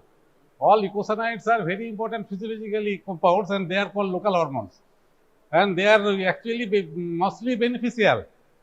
Particularly prostaglandin. Prostaglandin produces pain, but we can reduce the pain by inhibiting the synthesis of the prostaglandin. And the inhibitors of the prostaglandin synthase are the aspirin and non-steroidal anti-inflammatory drugs. And arachidonic acid is derived from a phospholipid by the action of enzyme phospholipase A2, and that phospholipase A2 is inhibited by steroid. Steroid inhibits phospholipase A2. Aspirin and non-steroidal anti-inflammatory drugs inhibits prostaglandin synthase or cyclooxygenase. All are same, prostaglandin synthase and cyclooxygenase. But remember, cyclooxygenase are of two types, two forms. There is cyclooxygenase 1, যাকে আমরা বলি COX-1 বলি, আর একটা হচ্ছে COX-2. When we inhibit cyclooxygenase, we inhibit both COX-1 and COX-2, but it is better to inhibit the COX-2. Selective COX-2 inhibitor is better than both COX-1 and COX-2 inhibitor. Why?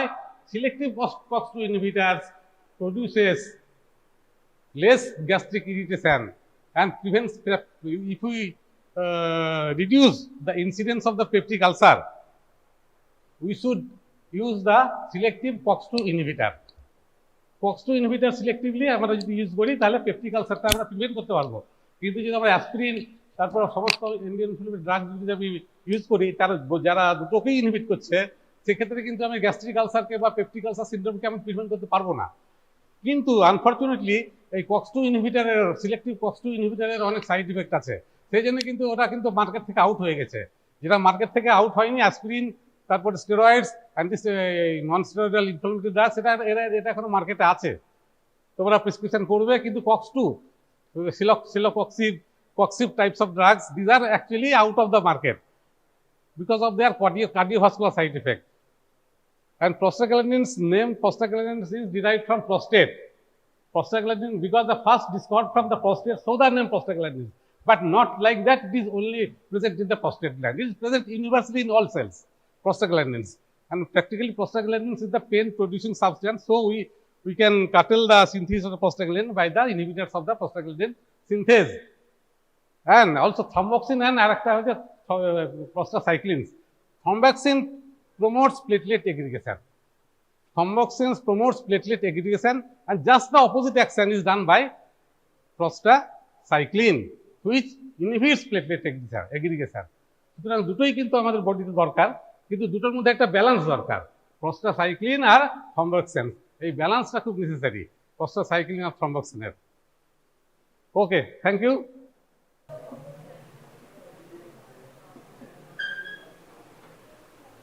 তো আজকে topic of discussion হচ্ছে infertility. তো এটা হচ্ছে infertility কাকে বলে?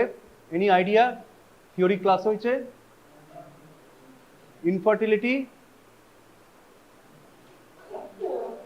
Not, হ্যাঁ বলো একজন, যে কেউ একটা বলো। প্রেগনেন্সি হচ্ছে না ফর 2 বছর। ভেরি গুড, 2 বছর। সো আনসারটা যেটা, তো তাহলে ন্যাচারালি প্রেগনেন্সির রেট কীরকম?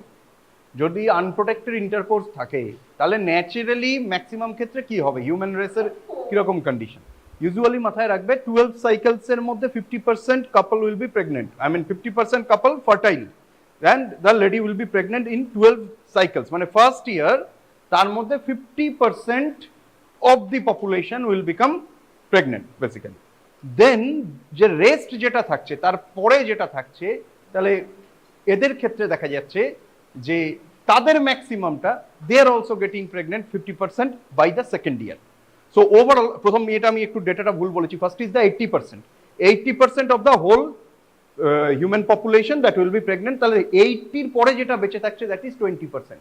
20-র মধ্যে 50% will again be pregnant in the second year. So by the time the second year is over, pregnancy চলে আসছে in 90% couples. Then over the period of 4 years, another 50% will again become pregnant. So 95% pregnancy possible with normal unprotected intercourse over a course of 4 years. বাকি যে 5% পড়ে থাকছে, there might be multiple issues. যাই হোক, for 4 years we do not wait to stamp infertility, we just wait for 2 years. তাহলে 2 years-এ যদি pregnancy না আসে, even after regular unprotected intercourse, and by regular unprotected intercourse বলতে বলা হচ্ছে weekly twice, এইগুলো প্রত্যেকটা এমসিকিউ। সো তারপরেও যদি না আসে, then we call it or stamp it as infertility. That's the first point. হলো, এবার এই যে ইনফার্টিলিটি হচ্ছে, তাহলে 2 ইয়ার্সের কন্ডিশন, রেগুলার আনপ্রোটেক্টেড ইন্টারকোর্স যদি হয়, UPSI unprotected sexual intercourse for 2 years যদি থাকে, তারপরেও যদি না আসে, that is known as the infertility. Infertility এইবারে এর অনেকগুলো কজ রয়েছে। ইউজুয়ালি 4টে ভাগে আমরা কজগুলোকে ভাগ করি। One can be the male factors, যে জন্য ইনফার্টিলিটি হচ্ছে, the problem is in the male. The second can be the female factors, then it can be mixed factors, যে মেল ফিমেল দুজনের মধ্যেই ট্রাবল রয়েছে in that particular couple, or it can be undecided or undiagnosed, unknown factors, we don't know. Even after extensive tests and stuff, we may not know কি হচ্ছে, এরকম condition থাকে। Usually দেখা গেছে যে অ্যাপ্রক্সিমেটলি এগুলো তো কেউ see most of these things are sub reported or less reported, ফলে যে পার্সেন্টগুলো বলছি প্রত্যেকটাই arbitrary, close two arbitrary, or maybe যা রিপোর্টেড তার মধ্যে পার্সেন্টেজ। ইউজুয়ালি দেখা গেছে মেল ফ্যাক্টরসগুলো 20%-এর মতন রিজন থাকে, ফিমেল ফ্যাক্টরসগুলো 40%-এর মতো রিজন থাকে। তার কারণটাই এইটা, because female have much more responsibility in this thing. কারণ not only fertility, then again to maintain the pregnancy and stuff, এই জিনিসগুলো সবকিছু রয়েছে, and multiple areas are working. যেমন ওভিউলেশনটাও দরকার রয়েছে, এন্ডোমেট্রিয়াম প্রপার থাকতে হবে, ইউটেরাস প্রপার থাকতে হবে, টিউবাল ফ্যাক্টর প্রপার থাকতে হবে, সার্ভিক্স প্রপার থাকতে হবে, এক্সটার্নাল জেনিটালিয়া প্রপার থাকতে হবে। Not only that, hypothalamo pituitary gonadal axis সেটাও প্রপার থাকতে হবে। সো মেনি প্লেসেস, যদি যত ডিফিকাল্ট সার্কিট হবে তত বেশি সার্কিটের বিভিন্ন জায়গাতে ইস্যু থাকার চান্স। সেই জন্য ফিমেল ফ্যাক্টরসের জন্য we need more extensive tests, female ফ্যাক্টরসের জন্য জানার দরকার হয় বেসিক্যালি। বোথ যেটা হচ্ছে, হয়তো মেল ফ্যাক্টরও রয়েছে, ফিমেল ফ্যাক্টরও রয়েছে বেসিক্যালি। আর unknown, really we don't know, এইসব কিছু করার পরে whenever we have checked everything we can't find anything, সেটাও একটা 4-5টা ফ্যাক্টর হতে পারে। তো আমাদের এইটা পড়তে হবে কেন, and what should be the approach? First of all অ্যাপ্রোচটা হচ্ছে, you need to the basic science and the clinical application of infertility you need to combine in your mind, যে কিভাবে জিনিসটা হচ্ছে। So the approach to infertility, first whether this is an infertility or not, then whether this infertility is due to reproductive cause or some extra reproductive cause, যেমন ধরো diabetes রয়েছে, uncontrolled diabetes, that is not entirely a reproductive cause, but the patient may be infertile, যার diabetes রয়েছে, maybe the man having diabetes and that can lead to erectile dysfunction and subsequent infertility, এটাও মাথায় রাখার কথা আছে। আবার maybe the female having diabetes, যেই জন্য দেখা যাচ্ছে রেগুলার বেসিসে she is having some kind of infection in the local genitalia, সেটাও হতে পারে। অথবা এমন হতে পারে ফিমেল হ্যাভিং আদার ডিজিজেস, টিউবারকিউলোসিস খুব কমন, জেনিটাল টিবি, তার থেকে এন্ডোমেট্রিয়াল টিবি, এগুলো থেকে অনেক সময় দেখা যায় যে ফিমেল ইনফার্টিলিটি হচ্ছে। সো দিজ আর টিউবারকিউলোসিস বলো বা ডায়াবেটিস বলো, these are not entirely reproductive, in fact nothing with reproduction, but their repercussion is on the reproduction. এই জিনিসটা বোঝার আছে। So not only the reproductive thing but other psychological, very important psychological thing, or any other medicine they are taking which is resulting into it, সেটাও একটা major thing. And the fifth thing, any other medicine which they are taking which can hamper the health of the fetus, এটাও আমাদেরকে একটু মাথায় রাখতে হবে। অনেকগুলো ওষুধ রয়েছে যেগুলো প্রেগন্যান্সি আসতে গেলে নেওয়া উচিত নয়, but there are certain types of therapy for various disease or certain types of medication for various other diseases. If you are on those, you should not attempt pregnancy for 6 months or 1 year. এরকম কিছু জিনিস রয়েছে। So এই overall আইডিয়াটা মাথাতে রাখতে হবে। So for what we have understood for the sake of the examination, যেটা প্রথম কোশ্চেন সেটা হচ্ছে যে what is infertility, define infertility, and definition is regular unprotected sexual intercourse for 2 years with a weekly frequency of minimum 2 times per week resulting in no pregnancy, that is infertility. Clear? Usually 80% of the population should get pregnant by the time or in end of 1 year. It is actually 12 cycles, 12 consecutive cycles, তার মধ্যেই হয়ে যাওয়া উচিত। If not happening, another 10%, overall 10% since the initial population, they get pregnant by the next year. So that's the cutoff. তারপরেও তার মানে কি, even infertile people, এখানে একটা explain why এর জায়গায় আসছে, যেহেতু বললাম যে 4 বছর অবধি another 50% can get pregnant, that means even infertility can be naturally cured by wait and observation. তাই না? এর মধ্যে তো অনেকটা এই যে 5% এক্সট্রা তারা তো হয়ে যেতে পারে সাবসিকুয়েন্টলি। তাই ডে 1 থেকে আমরা বিরাট কিছু ট্রিটমেন্ট ইনিশিয়ালি করতে যাব না, উই শুড ওয়েট। এই জন্য ইনফার্টিলিটির major approach of infertility scientifically they should be known, তাদেরকে প্রপারলি এক্সপ্লেন করা, তাদের প্রপার এক্সপ্লেনেশন, তাদের কাউন্সেলিং, তাদের এক্সপেকটেশন কি রয়েছে। অনেক সময় ফ্যামিলির চাপ থাকছে পেশেন্টের, এইগুলো তোমাকে বুঝতে হবে, this are not written in books but you will be dealing with this people. তো তোমাকে এই জিনিসগুলো তাদের ক্ষেত্রে যখন বলবে তাদেরকে বুঝতে হবে, maybe they are not even they are very unsure about the whole act, ইন্ডিয়াতে পসিবল, এরকম জানেই না কি ঘটছে বা how to do or what are the other implications or whether they are taking any other or health issue, হয়তো local infection রয়েছে, maternal rubella রয়েছে, কোনো একটা এসটিডি রয়েছে, সিফিলিস রয়েছে, এইচএসভি রয়েছে, হার্পিস সিমপ্লেক্স ভাইরাস, এইচএসভি রয়েছে, জেনিটাল ইনফেকশন রয়েছে, জানেই না, কার কাছে যেতে হবে তাই জানে না, and you will encounter this kind of people. এগুলো লেখা থাকবে না বইতে। দেন ওই জন্য ইনফার্টিলিটি, টিউবারকিউলোসিস জানেই না, আননোন, ইনফার্টিলিটি ট্রিটমেন্ট করতে গিয়ে স্ক্রিনিং অফ ডায়াবেটিস হচ্ছে, তখন দেখা গেছে আর এই 400 সুগার, জানেই না। ফলে সুগার আবার 30 বছরের লোকের হয় নাকি? হয়, দে ডোন্ট নো, খেয়ে যাচ্ছে, যা পাচ্ছে খাচ্ছে, এবং this R usually genetic.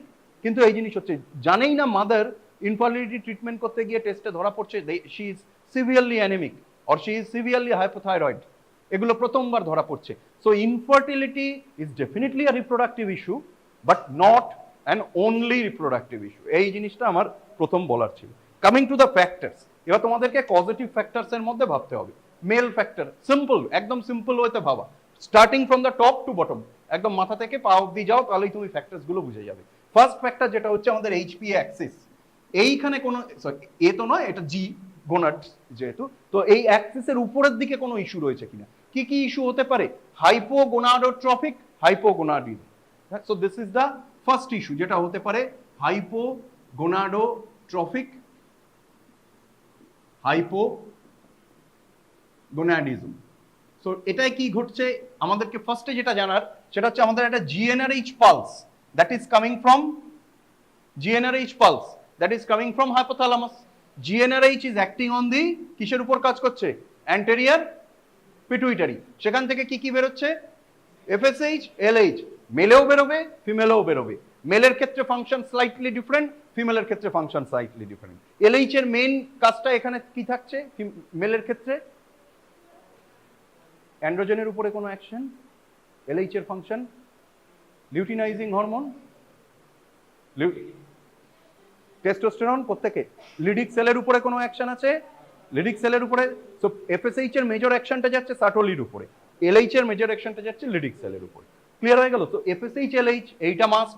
FSH LH যদি কমে যায় তাহলে ডেফিনেটলি ইস্যু হবে।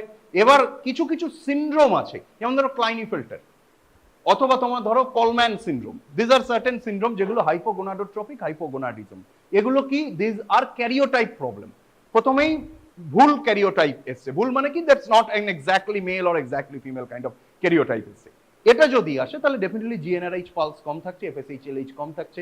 The person may be phenotypically male with lack of secondary sexual characteristics, হতে পারে with lack of fertility, with lack of androgen level, এই জিনিসগুলো, উইথ চেঞ্জ ইন ভয়েস, ভয়েসটা থাকছে না, মেল ভয়েস হচ্ছে না, maybe occasionally the person might be having some gynaecomastia, এই জাতীয় জিনিসগুলো। Gynaecomastia means developed breast in males, so এটা হতে পারে। This happens when oestrogen level is high, তার মানে কি প্রপার অ্যান্ড্রোজেন ইস্ট্রোজেন লেভেলটাকে মেনটেন করছে না। So all sorts of phenotypical variety থাকতে পারে, but resultant infertility is quite certain in such cases, কারণ এদের ট্রাবল থাকতে পারে। সো বেসিক্যালি এইখান থেকে তারপরে এরা কোথায় কাজ করছে, এরা কাজ করছে অ্যান্ড্রোজেন ইস্ট্রোজেন লেভেলে, এরা উপর থেকে যখন নিচের দিকে কাজ করছে, and males do have an estrogen, females do have androgen, এইটা একদম কিন্তু right from the beginning the ratio is different, the types might be different and receptor level and concentration might be different, কিন্তু দুটোই কিন্তু রয়েছে, মাথায় রাখবে এটা কিন্তু এই জায়গার যেন কনসেপ্টের মধ্যে ভুল না থাকে।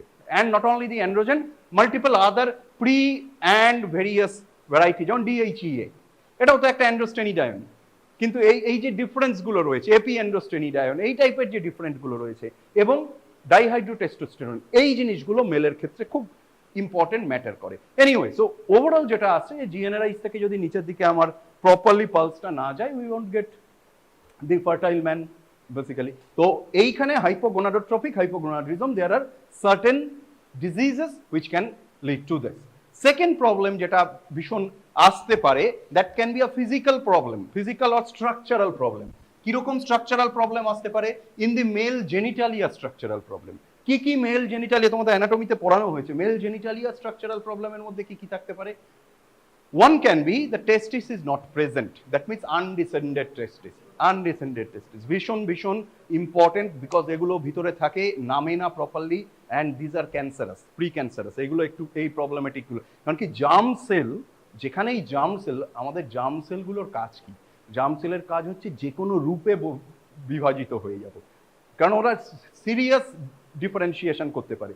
ম্যালিগন্যান্সির চান্স এই জন্য জার্ম সেলে অত্যন্ত বেশি, কারণ ও সবসময় চাইবে I will be or I will become a polymorphic something else, হ্যাঁ। তো এই জিনিসটা জার্ম সেল চাইবে, ফলে জার্ম সেল কিন্তু খুব প্রি ক্যান্সারাস থাকে যদি properly under proper cellular signal না থাকে। So undescended testis can be a pre cancerous thing, জানাই যাবে না, বোঝাই যাবে না রাইট ফ্রম দি বিগিনিং। এবং ইউ ক্যান ফাইন্ড অ্যানাদার একটা খুব ইন্টারেস্টিং সিনড্রোম আছে, androgen insensitivity syndrome. Androgen insensitivity সিনড্রোমে people are phenotypically female and they are very beautiful female. এবারে আমাদের সোসাইটির যে স্ট্যান্ডার্ড, সেই অনুযায়ী কেউ কখনো ভাবতেই পারবে না this person who is phenotypically female is a genotypically male, এটা ভাবতেই পারবে না। এরা ডাক্তারের কাছে যায় অনেক সময় after marriage, if there is an early age marriage basically. কারণ কি দেখা যায় যে 18-19 ইয়ার্সে ম্যারেজ হলো, তারপরে জানা যাচ্ছে, বিকজ she never knew যে এটা রিপোর্ট করতে হবে, and nobody knew, or maybe there was something কে না কোনোদিন পিরিয়ডসই হয়নি, amenorrhoea, right from the beginning. এবারে লোকে ভেবে এবং আমাদের সোসাইটির যা সিস্টেম, ব্যাপারটাকে চেপে হয়তো ম্যারেজ হ্যাপেন। তারপরে এই এক্সপেক্টেড জিনিসটা হচ্ছে, ফার্স্টে ওর থেকে আসছি, it is very important. External testosterone নিচ্ছ মানেই এলএইচ এফএসএইচ সাপ্রেস হয়ে যাবে, এলএইচ এফএসএইচ সাপ্রেস হয়ে যাবে। এলএইচ এফএসএইচ সাপ্রেস যদি হয়ে যায়, তাহলে যেটা হবে যে আমাদের সার্টোলি সেলের পাশে কনসেন্ট্রেশন অফ স্পার্মাটোজোয়াটা কমে যাবে, that is one point. Second, LH FSH যদি সাপ্রেসড হয়, তাহলে অ্যান্ড্রোজেন বাইন্ডিং প্রোটিন এবিপি, যেটা কানেক্ট করছে সার্টোলি অ্যান্ড লিডিক সেল, সেটা কমে যাবে। ওভারঅল স্পার্মাটোজোয়াল লেভেলটা ভীষণভাবে এক্ষেত্রে কমে যাবে।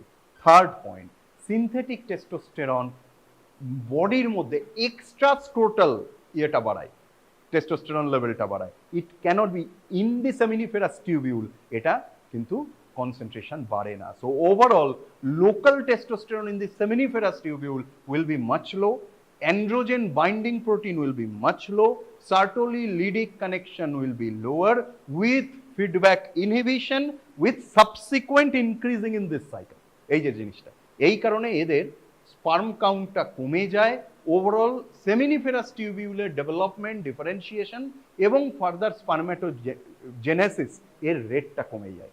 So the patients are very big, bulky, and it looks like phenotypically very supra male kind of looks, but infertile. This can happen. Clear everybody? এইটা কিন্তু পরীক্ষার কোশ্চেন। পয়েন্টগুলোর মধ্যে ফিডব্যাক ইনহিবিশন, লো স্পার্ম কাউন্ট, এবিপি কমে যাচ্ছে, Sertoli লিডিক কানেকশনটা is ডেফিশিয়েন্ট। এই কয়েকটা point এর ক্ষেত্রে মাথায় রাখতে হবে। This can also be a cause of infertility. তারপরে আরো অনেকগুলো ওষুধ আছে অন্যান্য কারণে we do use, those can also cause infertility. Again it will be read in pharmacology next year. So এটার জন্য এখন অব্দি যা ছিল তাই। Coming to the female factors, huge number of factors ওইখানেও হতে পারে রাইট ফ্রম দি বিগিনিং। হ্যাঁ, জিএনআরএইচ পালস কম, এফএসএইচ কম, এলএইচ কম, ভেরিয়াস সিনড্রোমের জন্য গেল। Coming down to below, anatomically যদি এক্সটার্নাল জেনিটালিয়াতে কোনো প্রবলেম থাকে, এক্ষুনি বললাম blind vagina and rudimentary uterus, এক্ষুনি একটা সিনড্রোম বললাম। সিমিলারলি অন্য সিনড্রোম, টার্নার সিনড্রোম ধরো, এক্সও, ইনফার্টাইল, অ্যানাটমিক্যালি প্রবলেম রয়েছে বেসিক্যালি। বা উপর থেকে টার্নার সিনড্রোমে হাইপোগোনাডোট্রপিক হাইপোগোনাডিজম এই জিনিসটা করছে, উপর থেকেই তোমার আসছে না। ওই জন্য the patient is in between male and female, kind of that white space, I mean secondary নেকটা ছোট হচ্ছে, একটা ডিস্টেন্স হচ্ছে এর মধ্যে, দুটো আইব্রোর মধ্যে। পেশেন্টের এক্সটার্নাল যে জেনিটাল ফিচার্সগুলো সেগুলো পুরোপুরি ডেভেলপ থাকছে না, secondary sexual characteristics proper develop থাকছে না। এক্স ও ওয়াই ক্রোমোজোমটা নেই, কিন্তু সেকেন্ড যে এক্স সেটাও নেই, ফলে পুরো ফিমেল ফেনোটাইপটাও সে কিন্তু রিচ করতে পারছে না, ডেফিনেটলি ইনফার্টাইল এই জিনিসটা ঘটছে। Clear everybody? সো ফর এটা একটা গেল। এবার আদার ফ্যাক্টরস এর মধ্যে কি কি থাকতে পারে? ইউটেরাইন ফ্যাক্টরস থাকতে পারে, টিউবাল ফ্যাক্টরস থাকতে পারে, ওভিউলেশন ফ্যাক্টরস থাকতে পারে, এরকম সার্ভাইকাল ফ্যাক্টরস থাকতে পারে, এতগুলো ফ্যাক্টরস থাকতে পারে।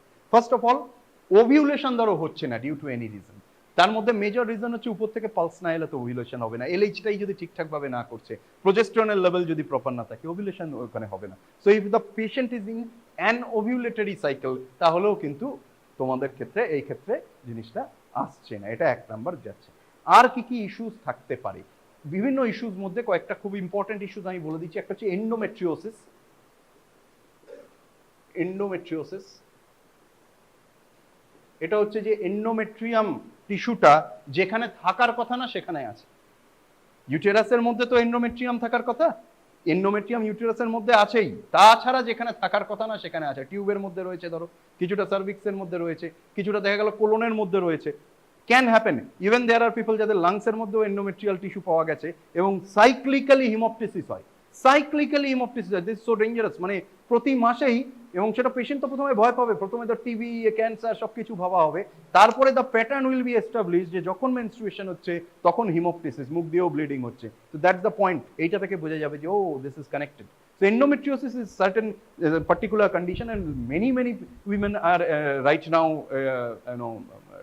being diagnosed with endometriosis, and very strangely কোনো ফাইন্যান্সিয়াল বা সোশিও ইকোনমিক ব্যারিয়ার দেখতে পাওয়া যায় না, মানে all strata of patients may get this. So endometriosis is simply endometrial tissue যেখানে থাকার কথা নয় সেখানে আছে, যেখানে থাকার সেখানেও আছে, কিন্তু যেখানে থাকার নয় সেখানেও আছে। That is one of the chief condition যেটার জন্য তোমার চলে যেতে পারে। কারণ কি, যদি আমার অ্যাক্সেসরি জেনিটাল ট্র্যাক্টগুলোতে এন্ডোমেট্রিওসিস হয়ে থাকে, প্রপারলি ইমপ্লান্টেশন হওয়া ইম্পসিবল। টিউবে ধরো ব্লিডিং হয়ে যাচ্ছে রেগুলার বেসিসে, প্রবলেম হয়ে যাচ্ছে, ভ্যালোপিয়ান টিউবের মধ্যে ব্লিডিং হচ্ছে, কর্নুর মধ্যে ব্লিডিং হচ্ছে। If this keeps on happening, then again এইটা একটা গেল। আরেকটা হচ্ছে বলা হয় আশারম্যান সিনড্রোম। আশারম্যান সিনড্রোমে ব্যাপারটা হচ্ছে যে আগে কিছু হয়েছিল, হয়তো there might be some previous surgery or trauma or some procedure in the uterus, সেটার জন্য there is a development of adhesion or scar, সেইটার জন্য গিয়ে দেখা যায়। তো তুমি এইটা লিখতে পারো, post procedure adhesion or scar। এটা কোথায় না, in the uterus। এটা নাম আছে অ্যাশারম্যান, মাথায় রাখতে হবে না এখন, হ্যাঁ, এটা পরবর্তীকালে ইয়ে রাখবে। এটাকে বলে ইউটেরাইন সাইনিকিয়া ডেভেলপড করে, মানে ইউটেরাইন অ্যাডহেশন ডেভেলপ করে। যে কোনো জায়গায় যদি কাটি একটা স্কার হবে না, সেরকম ইউটেরাসের মধ্যে মেবি সামথিং এলস, কোনো অন্য কারণে কিছু একটা করা হয়েছিল সেটার জন্য, maybe previous abortion or something whatever or some other disease, সেইটা থেকে এই জিনিসটা আসছে। Tuberculosis, uterine tuberculosis can be another cause. Uterine tuberculosis সেটার জন্য একটা আসতে পারে। Pelvic inflammatory disease, this is very important. Pelvic inflammatory disease, pelvic, এই দুটো মাথায় রাখতেই হবে, বলতেও হবে। pelvic inflammatory disease. This is one very important cause of this. The other one is the sexually transmitted diseases. এইগুলো ভীষণভাবে important in our socio economic condition. Sexually transmitted ডিজিজের মধ্যে ইম্পর্টেন্ট ডিজিজ যদি একটা দুটো তোমাদের এই ইয়ারের জন্য জাস্ট মনে রাখতে গেলে হারপিস সিমপ্লেক্স মাথায় রাখতে পারো, ক্ল্যামাইডিয়া। সিফিলিস এখন প্রায় হয় না, মানে অলমোস্ট ইয়ে হয়ে গেছে। হ্যাঁ, এইচপিভি কেন এইচপিভি বলতে পারো।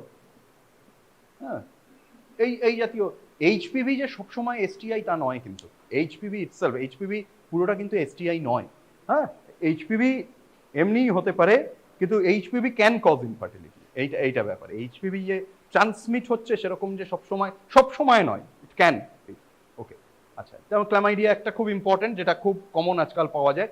ফাঙ্গাল ইনফেকশন এটাও একটা কমন পাওয়া যেতে পারে, ঠিক আছে। এই টাইপের কয়েকটা ইস্যুজ আর দেয়ার। ওকে, মেজর আরেকটা যেটা খুব important in case of female infertility, that is PCOS, polycystic ovarian syndrome. এটাও কিন্তু ভীষণ ইম্পর্টেন্ট, ভীষণ কমন গেল। তাহলে এসটিডি গুলো একটা সেক্সুয়ালি ট্রান্সমিটেড ইনফেকশন, তার সাথে হচ্ছে pelvic inflammatory disease. Pelvic inflammatory disease হচ্ছে inflammation anywhere in the pelvic organs.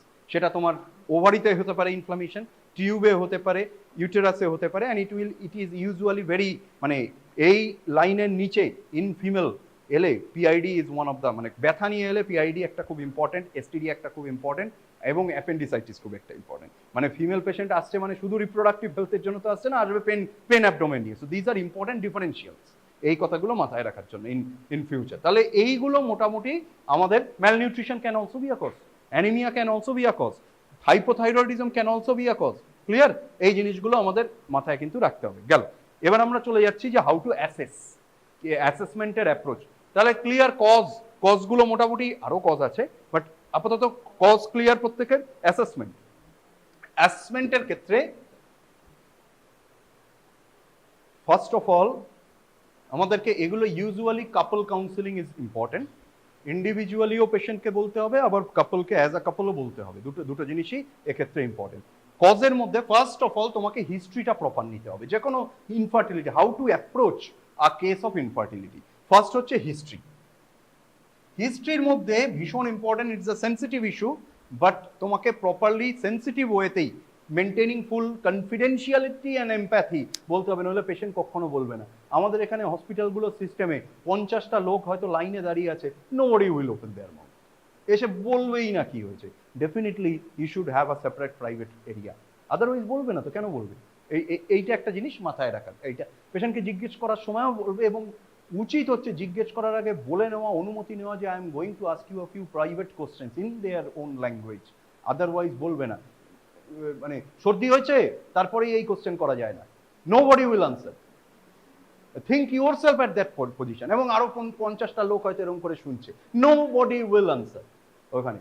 এরকম অনেক সময় পেশেন্ট আসে সর্দির ওষুধ নিয়ে চলে যায়, and they never open up their mouth. This happens. তাহলে তার জন্য কার দায়িত্ব? আমাদেরই দায়িত্ব।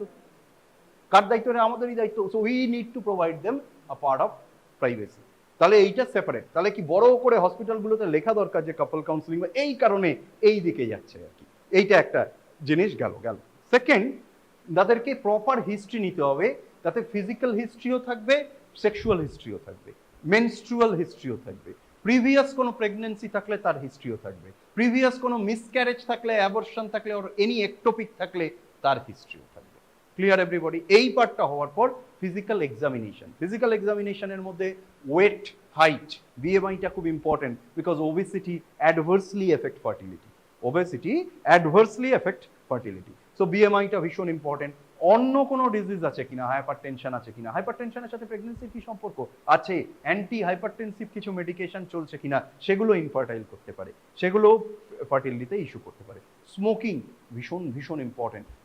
মানে স্মোকিং না করাটা ইম্পর্টেন্ট আর কি। তো স্মোকিং হিস্ট্রি নেওয়াটাও খুব ইম্পর্টেন্ট বেসিক্যালি। তো স্মোকিং এর হিস্ট্রি, অ্যালকোহলের হিস্ট্রি, এই দুটো ইম্পর্টেন্ট, বিকজ অ্যালকোহলের সঙ্গে সাইকোলজিক্যাল ইস্যু, ইডি, পিএমই এগুলোর কানেকশন রয়েছে।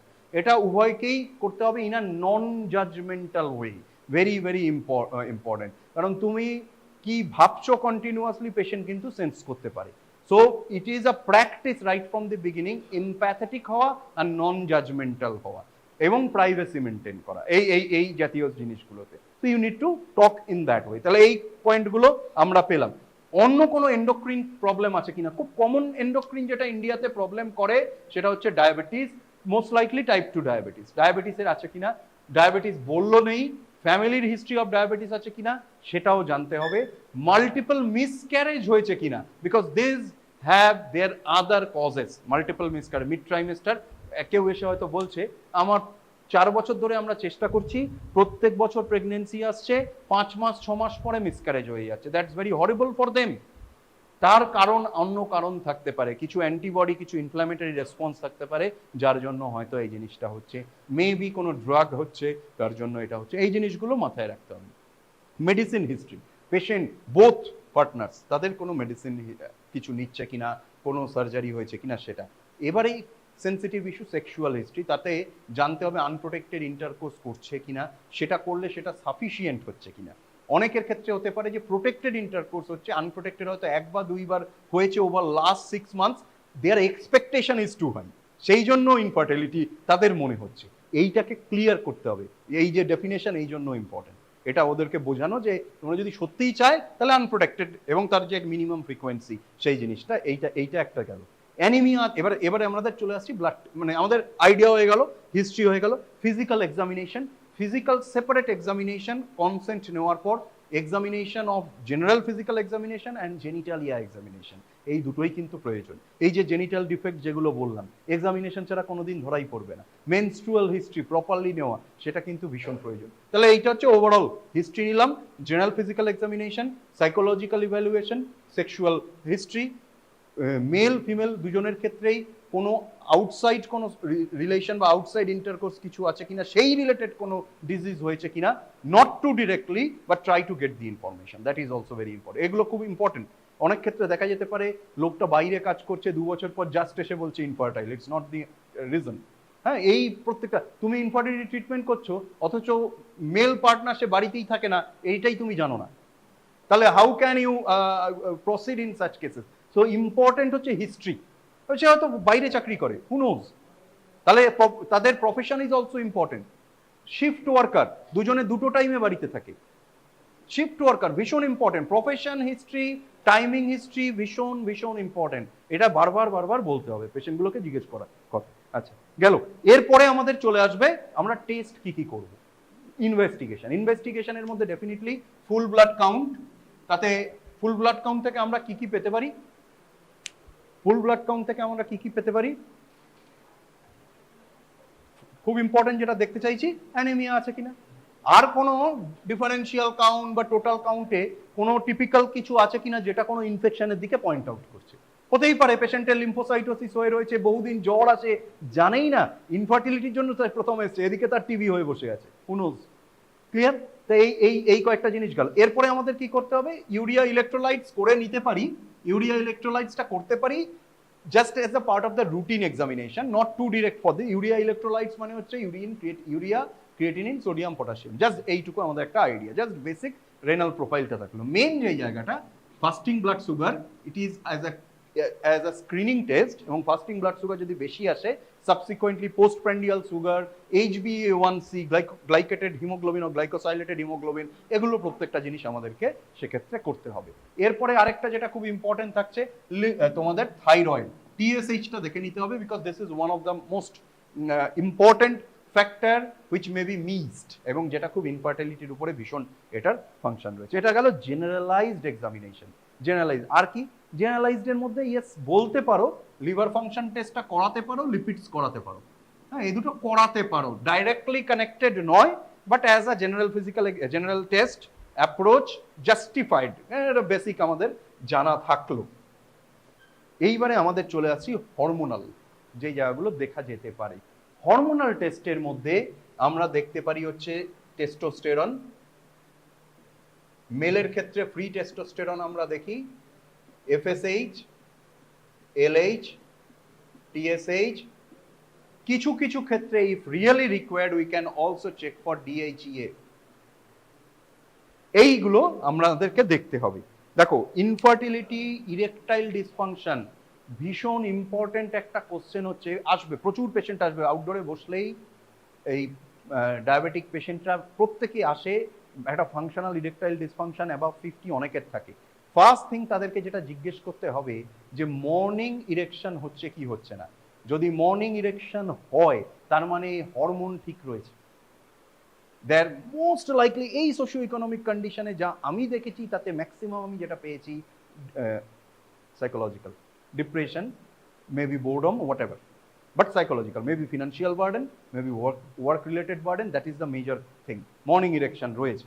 মর্নিং ইরেকশন যদি না থাকে তাহলে there is a lack of hormonal response, সেক্ষেত্রে কিন্তু we should go into this free testosterone। এইগুলোতে কোনো একটা ইস্যু হয়ে রয়েছে। Free testosterone, FSH, LH, TSH তো দেখেই নিলাম। এই জাতীয় জিনিসগুলো অনেক সময় DHEA আমরা যেতে পারি এই জিনিসগুলোর জন্য। ফিমেলের ক্ষেত্রে ইম্পর্টেন্ট হচ্ছে, ফিমেলের ক্ষেত্রে আমাদের দেখতে হবে সিরাম প্রোজেস্টেরন, এবং সিরাম প্রোজেস্টেরনটা দেখা হয় মিড লুটিয়াল ফেজ। টাইমিংটা খুব ইম্পর্টেন্ট, মিড লুটিয়াল ফেজ। আর মিড লুটিয়াল ফেজ মানে হচ্ছে ইউজুয়ালি ডে 21 থেকে ডে 26 এর মধ্যে আমাদেরকে সিরাম প্রোজেস্টেরনটা দেখতে হবে। এইটা হচ্ছে ইম্পর্টেন্ট। সিরাম প্রোজেস্টেরন থেকে আমরা বুঝতে পারবো যে ওভিউলেশন হচ্ছে কি হচ্ছে না, কারণ ওভিউলেশনের আগে তো এটা জাস্ট বেড়ে যাবে। যদি আমি দেখি এই টাইমে ওভিউলেশন, কারণ তার আগে যদি আমি নিই তো কমই থাকবে, এলএইচ সার্জেনে এই প্রোজেস্টেরনটা বাড়বে কি করে? তাহলে তো আমি ভুল করে অ্যানোভুলেটরি বলে দেবো, তখন ওভিউলেশন স্টিমুলেটিং কোনো ড্রাগের দিকে যাবোই না, ভুল হবে তো আইডিয়াটা, মানে চলে যাবো কিন্তু অ্যাকচুয়ালি ওভিউলেশন হচ্ছে। ক্লিয়ার হয়ে গেল তো? টাইমিংটা খুব ইম্পর্টেন্ট। এটা ডে 21 থেকে 5 দিনের মধ্যে নিতে হয়। এবারে এটা নেওয়া হচ্ছে যাদের সাইকেল রেগুলার, যাদের সাইকেল ইরেগুলার তাদের ইউজুয়ালি ব্লিডিং এর 7 দিন আগে, নেক্সট ব্লিডিং এর 7 দিন আগে এরকম একটা মানে, সো একটা আইডিয়া করে তখন এইটা নিতে হয়। অনেক সময় দেখা যায় যে হচ্ছে না, you need to repeat again after 2 months or 3 months, idea পাওয়া যাচ্ছে না, ডেট প্রপার পাচ্ছি না, then this is the condition. Clear everybody? তাহলে সিরাম প্রোজেস্টেরন নিলাম। এরপরে যেটা আমরা দেখি ফিমেলের ক্ষেত্রেও LH FSH ratio and LH FSH individually. LH FSH এই দুটো যদি বেড়ে থাকে, এই দুটোই যদি বেড়ে থাকে তাহলে তার অর্থ হচ্ছে ওভারিয়ান রিজার্ভ কম আছে। কারণ কি LH FSH বেড়ে কেন? নিচে ইস্ট্রোজেন কম বেরোচ্ছে, ফিডব্যাকে গিয়ে পাচ্ছে না, LH FSH বেড়ে থাকছে, মানে issue is somewhere around the ovary, not over there. Pituitary hypothalamus ঠিক আছে, ওভারিয়ান রিজার্ভে ইস্যু রয়েছে। আমি লোকেট করে ফেললাম জায়গাটাকে, ওভারিয়ান রিজার্ভে ইস্যু রয়েছে। LH FSH রেশিও এটা তারপরে ইম্পর্টেন্ট কেন? নর্মালি LH বাই FSH যদি 3-এর বেশি হয় তাহলে PCOS এর দিকে পয়েন্ট আউট করে। LHটাও বেড়েছে, FSHও বেড়েছে, কিন্তু LH বেশি বেড়েছে, this is towards the PCOS। এগুলো এক্ষুনি অত ইম্পর্টেন্ট না, জাস্ট মাথায় রাখো যে এইভাবে আমরা কিভাবে লোকেট করতে পারছি। গাইনিতে গিয়ে আবার হবে, গাইনিতে গিয়ে এই জিনিস আবার আসবে। এখন হচ্ছে লোকেট করাটা বোঝা যে কোন লেভেলে হচ্ছে বা কোন দিকটায় আমি ভাবার চেষ্টা করছি। গেল ফিমেলে আর কয়েকটা জিনিস খুব ইম্পর্টেন্ট হয় PCOS থাকলে, হার্সুটিজম, যেটা হচ্ছে যে আনওয়ান্টেড ফেসিয়াল হেয়ার, এই জাতীয় জিনিস, বা টিপিক্যাল ফেস চেঞ্জ। লিভার প্রোফাইলও খুব ইম্পর্টেন্ট, কারণ মেটাবলিক সিনড্রোমের সঙ্গে কানেক্টেড রয়েছে। অনেক সময় দেখা যায় PCOSটা is a part of the metabolic syndrome. এদের ইউরিক অ্যাসিড এগুলো বেড়ে, ইউরিয়া নয়, ইউরিক অ্যাসিড বেড়ে আছে, LFT ডিরেঞ্জড হয়ে রয়েছে, টাইপ 2 ডায়াবেটিস বা প্রি ডায়াবেটিস রয়েছে। এই জিনিসগুলো থাকলে এগুলোকে ট্রিটমেন্ট করে আসতে হবে। তাহলে হরমোনাল টেস্টের মধ্যে আমি কি পেলাম ফিমেলের ক্ষেত্রে? Serum progesterone, LH FSH, LH FSH ratio, আরেকটা ইম্পর্টেন্ট হচ্ছে প্রোল্যাকটিন।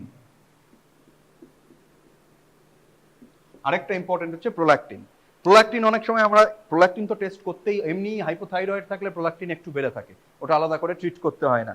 প্রোল্যাকটিনোমা থাকলে, মানে প্রোল্যাকটিন সিক্রিটিং হরমোন যদি মাথায় থাকে পিটুইটারির ওখানে, তাহলে সেখানে একটা প্রোল্যাকটিনের ইয়ে রয়েছে। থার্ড যদি পেশেন্ট এসে বলে গ্যালাক্টোরিয়া, গ্যালাক্টোরিয়া মানে ব্রেস্ট থেকে সিক্রিশন হচ্ছে, but there is no pregnancy, there is no lactation, কোনো বাচ্চা রিসেন্ট ডেলিভারি হয়নি, galactorrhoea is a symptom of prolactinoma. So তখন প্রোল্যাকটিনটা দেখতে হবে, মানে নো রিজন বাট সিক্রিশন হচ্ছে, তো দ্যাট ইজ, এইটার ক্ষেত্রেও কিন্তু প্রোল্যাকটিন লেভেলটাকে দেখে নিতে হবে। প্রোল্যাকটিন বেড়ে গেলে তার ট্রিটমেন্ট আছে, মেডিকেল ট্রিটমেন্ট পসিবল, ক্যাভারগোলিন বলে একটা হরমোন ইউজ করা হয় বা ব্রোমোক্রিপ্টিন ইউজ করা হয়। Again, in pharmacology you will come to know about that. So prolactin treatment possible. তাহলে এই অবধি এইগুলো ছিল আমাদের কি হরমোনাল অ্যাসে যেগুলো করা। তাহলে general physical examination, hormonal general tastes, general biochemical examination and the hormonal as. এর উপর বেস করে সোফার আমরা মোটামুটি একটা লোকেট করেছি where is the issue. Issue, এবার সেই ইস্যুগুলোকে হাউ টু অ্যাপ্রোচ, সেইটা হচ্ছে এবারে last part of the class আর কি। এরপরে সেমিনাল ফ্লুইড অ্যানালিসিসটা পড়ে, তাহলে এই মেলের ক্ষেত্রে আরেকটা জিনিস দেখা ডেফিনেটলি যেটা দেখতে হবে, এটা তো দেখলামই, এর সাথে সিমেন অ্যানালিসিস, সেটা আমি সেপারেটলি কিছুক্ষণ বাদে এটা শেষ করে সিমেন অ্যানালিসিসটাই ঢুকছি, এটা দেখতে হবে এবং তার ইউনিট WHO ক্রাইটেরিয়া আছে সিমেন অ্যানালিসিসের, সেইটাকে ফলো করতে হবে, সেটা জানতে হবে। এটা সেমিনাল ফ্লুইড অ্যানালিসিস কিন্তু শর্ট নোট পরীক্ষার জন্য, বই যে কোনো বইতেই আছে, আমি শুধু অ্যাপ্রোচটা বলে ভ্যালু, যে মেন ভ্যালু যেগুলো মাথায় রাখা সেইগুলো বলে দিচ্ছি আর গেল। এবারে আমাদের হচ্ছে অ্যাপ্রোচ টু দিস। যদি দেখি সাইকোলজিক্যাল ইস্যু, তাহলে psychological counselling definitely, proper evidence based ওদেরকে অ্যাপ্রোচ বোঝাতে হবে জিনিসটা, what is fertility, what is infertility, what are the options, what should be the actual frequency, প্রত্যেকটা জিনিস, and how to self check whether there is any abnormality or not, এই জিনিসটা, how to self check for any infection, how to identify any particular infection, অনেকে বোঝেই না যে infection রয়েছে, বা when to move to a doctor for checking of your infection or anything, or likely symptoms, এই জিনিসগুলো পেশেন্টকে প্রপারলি বোঝাতে হবে। হয়ে গেল। এরপর যদি দেখা যায় যে ফিমেলের ক্ষেত্রে ওভিউলেশনের সমস্যা রয়েছে, সো দেয়ার আর অপশন, তোমাদের এখন জাস্ট মাথায় রাখলেই হবে, ড্রাগ স্টিমুলেটিং ওভিউলেশন। কিছু ড্রাগ আছে যেগুলো দিয়ে ওভিউলেশনকে স্টিমুলেট করা যায়, সেইটা আমরা ইউজ করতে পারি। ট্রিটিং কনকমিটেন্ট ডিসঅর্ডার্স, সেটার জন্য কিছু মেডিসিন, কিরকম, PCOS থাকলে তার কিছু ট্রিটমেন্ট পসিবল রয়েছে। PCOS এ মেটফরমিনও ইউজ করা হয়ে থাকে। মেটফরমিনের একটা ওভিউলেশন স্টিমুলেশনের একটা মানে, metformin can stimulate ovulation and metformin can help with insulin resistance, এই জিনিসগুলোর জন্য metformin can also be, metformin is a drug for diabetes, এটার কিন্তু নন ডায়াবেটিক অ্যাপ্রোচ, নন ডায়াবেটিক ফাংশন আছে। একটা ফাংশন হচ্ছে ফ্যাটি লিভারে কিছুটা কাজ করে, PCOS এ কাজ করে, দেওয়া যায় সেকেন্ড লাইন ড্রাগ হিসেবে। PCOS এ অনেককেই দেওয়া হয়ে থাকে মেটফরমিন, 500 BD বা OD করে দিনে 2বার বা 1বার করে লং টার্ম রেখে যাওয়া যায়, তাতে দেখা যায় যে ইমপ্রুভমেন্ট হচ্ছে। বেসিক্যালি হার্সুটিজমের ট্রিটমেন্ট আলাদা ডেফিনেটলি, সেগুলোতে আমরা পটাশিয়াম স্পেয়ারিং ডায়াবেটিক কিছু ইউজ করি। এনিওয়ে সেটা আমাদের আউট অফ দি থিং। সেইটা গেল। থাইরয়েডের ইস্যু থাকলে থাইরয়েডের ট্রিটমেন্ট করব। মেলের ক্ষেত্রে হরমোনাল ইস্যু থাকলে we can go for the hormonal therapy. ফিমেলের ক্ষেত্রে যদি কোনো স্ট্রাকচারাল ইস্যু যেমন এন্ডোমেট্রিওসিস এটসেট্রা যদি কিছু থাকে, তাহলে surgical, laser guided or surgical or endoscopy guided therapy সেক্ষেত্রে করতে হবে। If there is any tubal block or something, তার জন্য সার্জিক্যাল অপশন রয়েছে। হিস্টেরোস্যালপিঙ্গোগ্রাম, HSG, এটা করে আমরা টিউবাল পার্ট কোথায় কি ব্লক রয়েছে, HSG এটা করে কোথায় কি ব্লক রয়েছে উই ক্যান ফাইন্ড আউট। তোমাদের এক্ষুনি জাস্ট একটা বেসিক মাথায় থাকলেই হবে। So our main thing is to approach the location. Infection আছে কি নেই এক্সটার্নাল জেনিটালিয়াতে, নেই, গো আপ। সার্ভিসাইটিস আছে কি নেই, সার্ভিক্সটা ঠিক আছে কি নেই, নেই, গো আপ। ইউটেরাস ঠিক আছে কিনা, এন্ডোমেট্রিওসিস আছে কিনা, ইউটেরাসের মধ্যে কোনো রকম ইনফ্লামেশন, ট্রমা, স্কার, অ্যাডহেশন অথবা ইনফেকশন কিছু আছে কিনা, নেই, গো আপ। তুমি টিউবে চলে যাও, ফেলোপিয়ান টিউব ঠিক আছে কি ঠিক নেই, গো আপ। ওভিউলেশন ঠিক আছে কি ঠিক নেই, সেটাও ঠিক আছে, গো আপ। এইভাবে উই উইল কন্টিনিউয়াসলি ডু। তাতে কি কি অপশন অ্যাপ্রোচের মধ্যে একটা হচ্ছে hormonal therapy is an approach, মেলে পসিবল। ফিমেলের ক্ষেত্রে ovulation stimulating medications, that can be an approach. তারপরে যদি এন্ডোমেট্রিওসিস এটসেট্রা থাকে তাহলে surgical approach or minimally invasive surgical approach, এই অ্যাপ্রোচগুলো থাকছে। যদি tuberculosis or any concomitant disease থাকে, you have to treat that and then retry, that is also another approach. If everything fails, then ART, artificial reproductive technique. If everything fails, তখন হচ্ছে artificial reproductive technique. তার মধ্যে in vitro fertilisation যেমন আছে, seminal artificially ovum collect করে বাইরেও in vitro we can go for a fertilization or inside, সেটাও করতে পারি। সমস্ত টেকনিক ফেল করলে সারোগেসি ইজ দি অপশন, তাও ফেল করলে অ্যাডাপশন ইজ দি অপশন, তাও ফেল করলে failure is the option, whatever. So এই আমাদের টোটাল ইনফার্টিলিটির তোমাদের জাস্ট অ্যাপ্রোচগুলো পরীক্ষাতে লিখতে হবে, যদি থাকে that is the approach. Clear everybody? Seminal fluid analysis second. এবারে চলে আসছি, এইটাও একটা short note. Infertility can come as a, question number 2-তে আসতে পারে, যে মডারেটলি লং কোশ্চেন হিসেবে infertility can come. Artificial reproductive system বইগুলোতে মোটামুটি 4-5 লাইন 6 লাইন করে লেখা আছে, ওইটুকু পরীক্ষার আগের দিন একবার দেখে চলে আসবে। হ্যাঁ, ICSI, IVF কোনটা কিভাবে হচ্ছে, জাস্ট এই করে সারোগেসি, এই কয়েকটা টার্মগুলো রাখতে হবে, দ্যাট ইজ সাফিসিয়েন্ট। এইবারে সেমিনাল ফ্লুইড অ্যানালিসিস, কয়েকটা জিনিস সেমিনাল ফ্লুইড অ্যানালিসিসে মাথায় রাখা। First of all again seminal fluid analysis যে কোনো টার্সিয়ারি কেয়ার অনেকগুলো মেডিকেল কলেজেই এখন এসে গেছে। সো ওটা একটা সেপারেট ফেসিলিটি পুরোপুরি থাকে, প্রপার প্রাইভেসি তাদেরকে দিতে হবে, এবং মেলসদের বলে দেওয়া হবে 3 days of abstinence before seminar. So there will be no sexual activity for 3 days before seminal fluid analysis. Otherwise ki there might be reduction in the volume, seminal volume. So minimum কয়টা parameter just তোমাদের মাথায় রাখতে হবে, যে proper কতটা হলে সঠিক। WHO এর একটা ক্রাইটেরিয়া আছে সেমিনাল ফ্লুইডে, minimum more than 2 milliliter of semen per ejaculate. This is, এর উপরে হলে নর্মাল, এর নিচে হলে অ্যাবনর্মাল। আমি শুধু ওই ভ্যালুগুলোকে তোমাদের বলে যাচ্ছি। Minimum 20 million of spermatozoa per ml of seminal fluid. So এটা হচ্ছে মিনিমাম 20, এর নিচে চলে গেলে ইনফার্টাইল হয়ে যাবে। 100 থাকার কথা পার ইজাকুলেটে, 100-র কাছাকাছি থাকার কথা, এর নিচে চলে গেলে ইনফার্টাইল হয়ে যাবে। আমি যেটা ইয়ে করছি, যে ইউনিটে দেখলাম এটাই দেখলাম। ইউনিট মে ডিফার, তোমার এই এমএলটাও ডিফার করতে পারে, এই জিনিসগুলো ইউনিট মে ডিফার। হ্যাঁ, যেটা যে বইটা থেকে নেবে ওই যা লেখা আছে ওইটাই বলবে, ইউনিট মে ডিফার ডেফিনেটলি। এবারে তাহলে কি হচ্ছে, যদি 2 ml ইজাকুলেট থাকে তাহলে আমাকে তো 40 মিলিয়ন মিনিমাম পেতে হবে, মিনিমাম। This is minimum. এর থেকে বেশি, এটা নর্মাল ভ্যালু বলছি না, অ্যাবনর্মালের কাট অফটা বলছি। নর্মাল 100-র কাছাকাছি থাকে, 100-র কাছাকাছি তো থাকবেই। এবারে ইজাকুলেটের অ্যামাউন্ট যদি বাড়ে তাহলে ওটাও বাড়বে। ক্লিয়ার হলো? এবার এর মধ্যে motility minimum 50% should be properly motile, forward motility থাকা দরকার। সো মিনিমাম 50%-এর ফরওয়ার্ড মোটিলিটি থাকা দরকার। নর্মালি এর থেকে বেশি থাকে, but remember this is the cut off. এর থেকে নিচে চলে গেলে ইনফার্টিলিটির চান্স রয়েছে, তখন স্ট্যাম্প করা যাবে যে male factor is also responsible for this infertility. বোঝা যাচ্ছে জিনিসটা? সেইভাবে এটাকে আমি বলছি। ভায়াবিলিটি 75% স্পার্মের ভায়াবিলিটি থাকা দরকার, মানে দে আর অ্যালাইভ।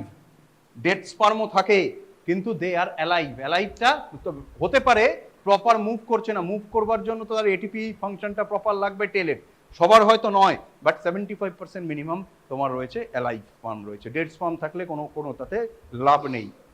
এবারে চলে আসছে WBC count, which is, I think I need to check it once.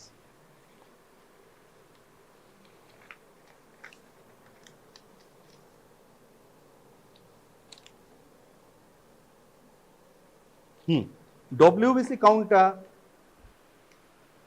less than 1 million per ml,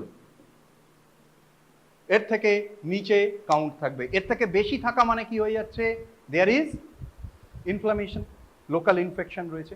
এই টোটাল জিনিসটা থাকলো। এরপরে you can check for antisperm antibody, antispermatozoa antibody অনেক সময় থাকে। ফিমেল জেনিটাল ট্র্যাক্টে কিছু থাকতে পারে, যখনই যাচ্ছে মরে যাচ্ছে।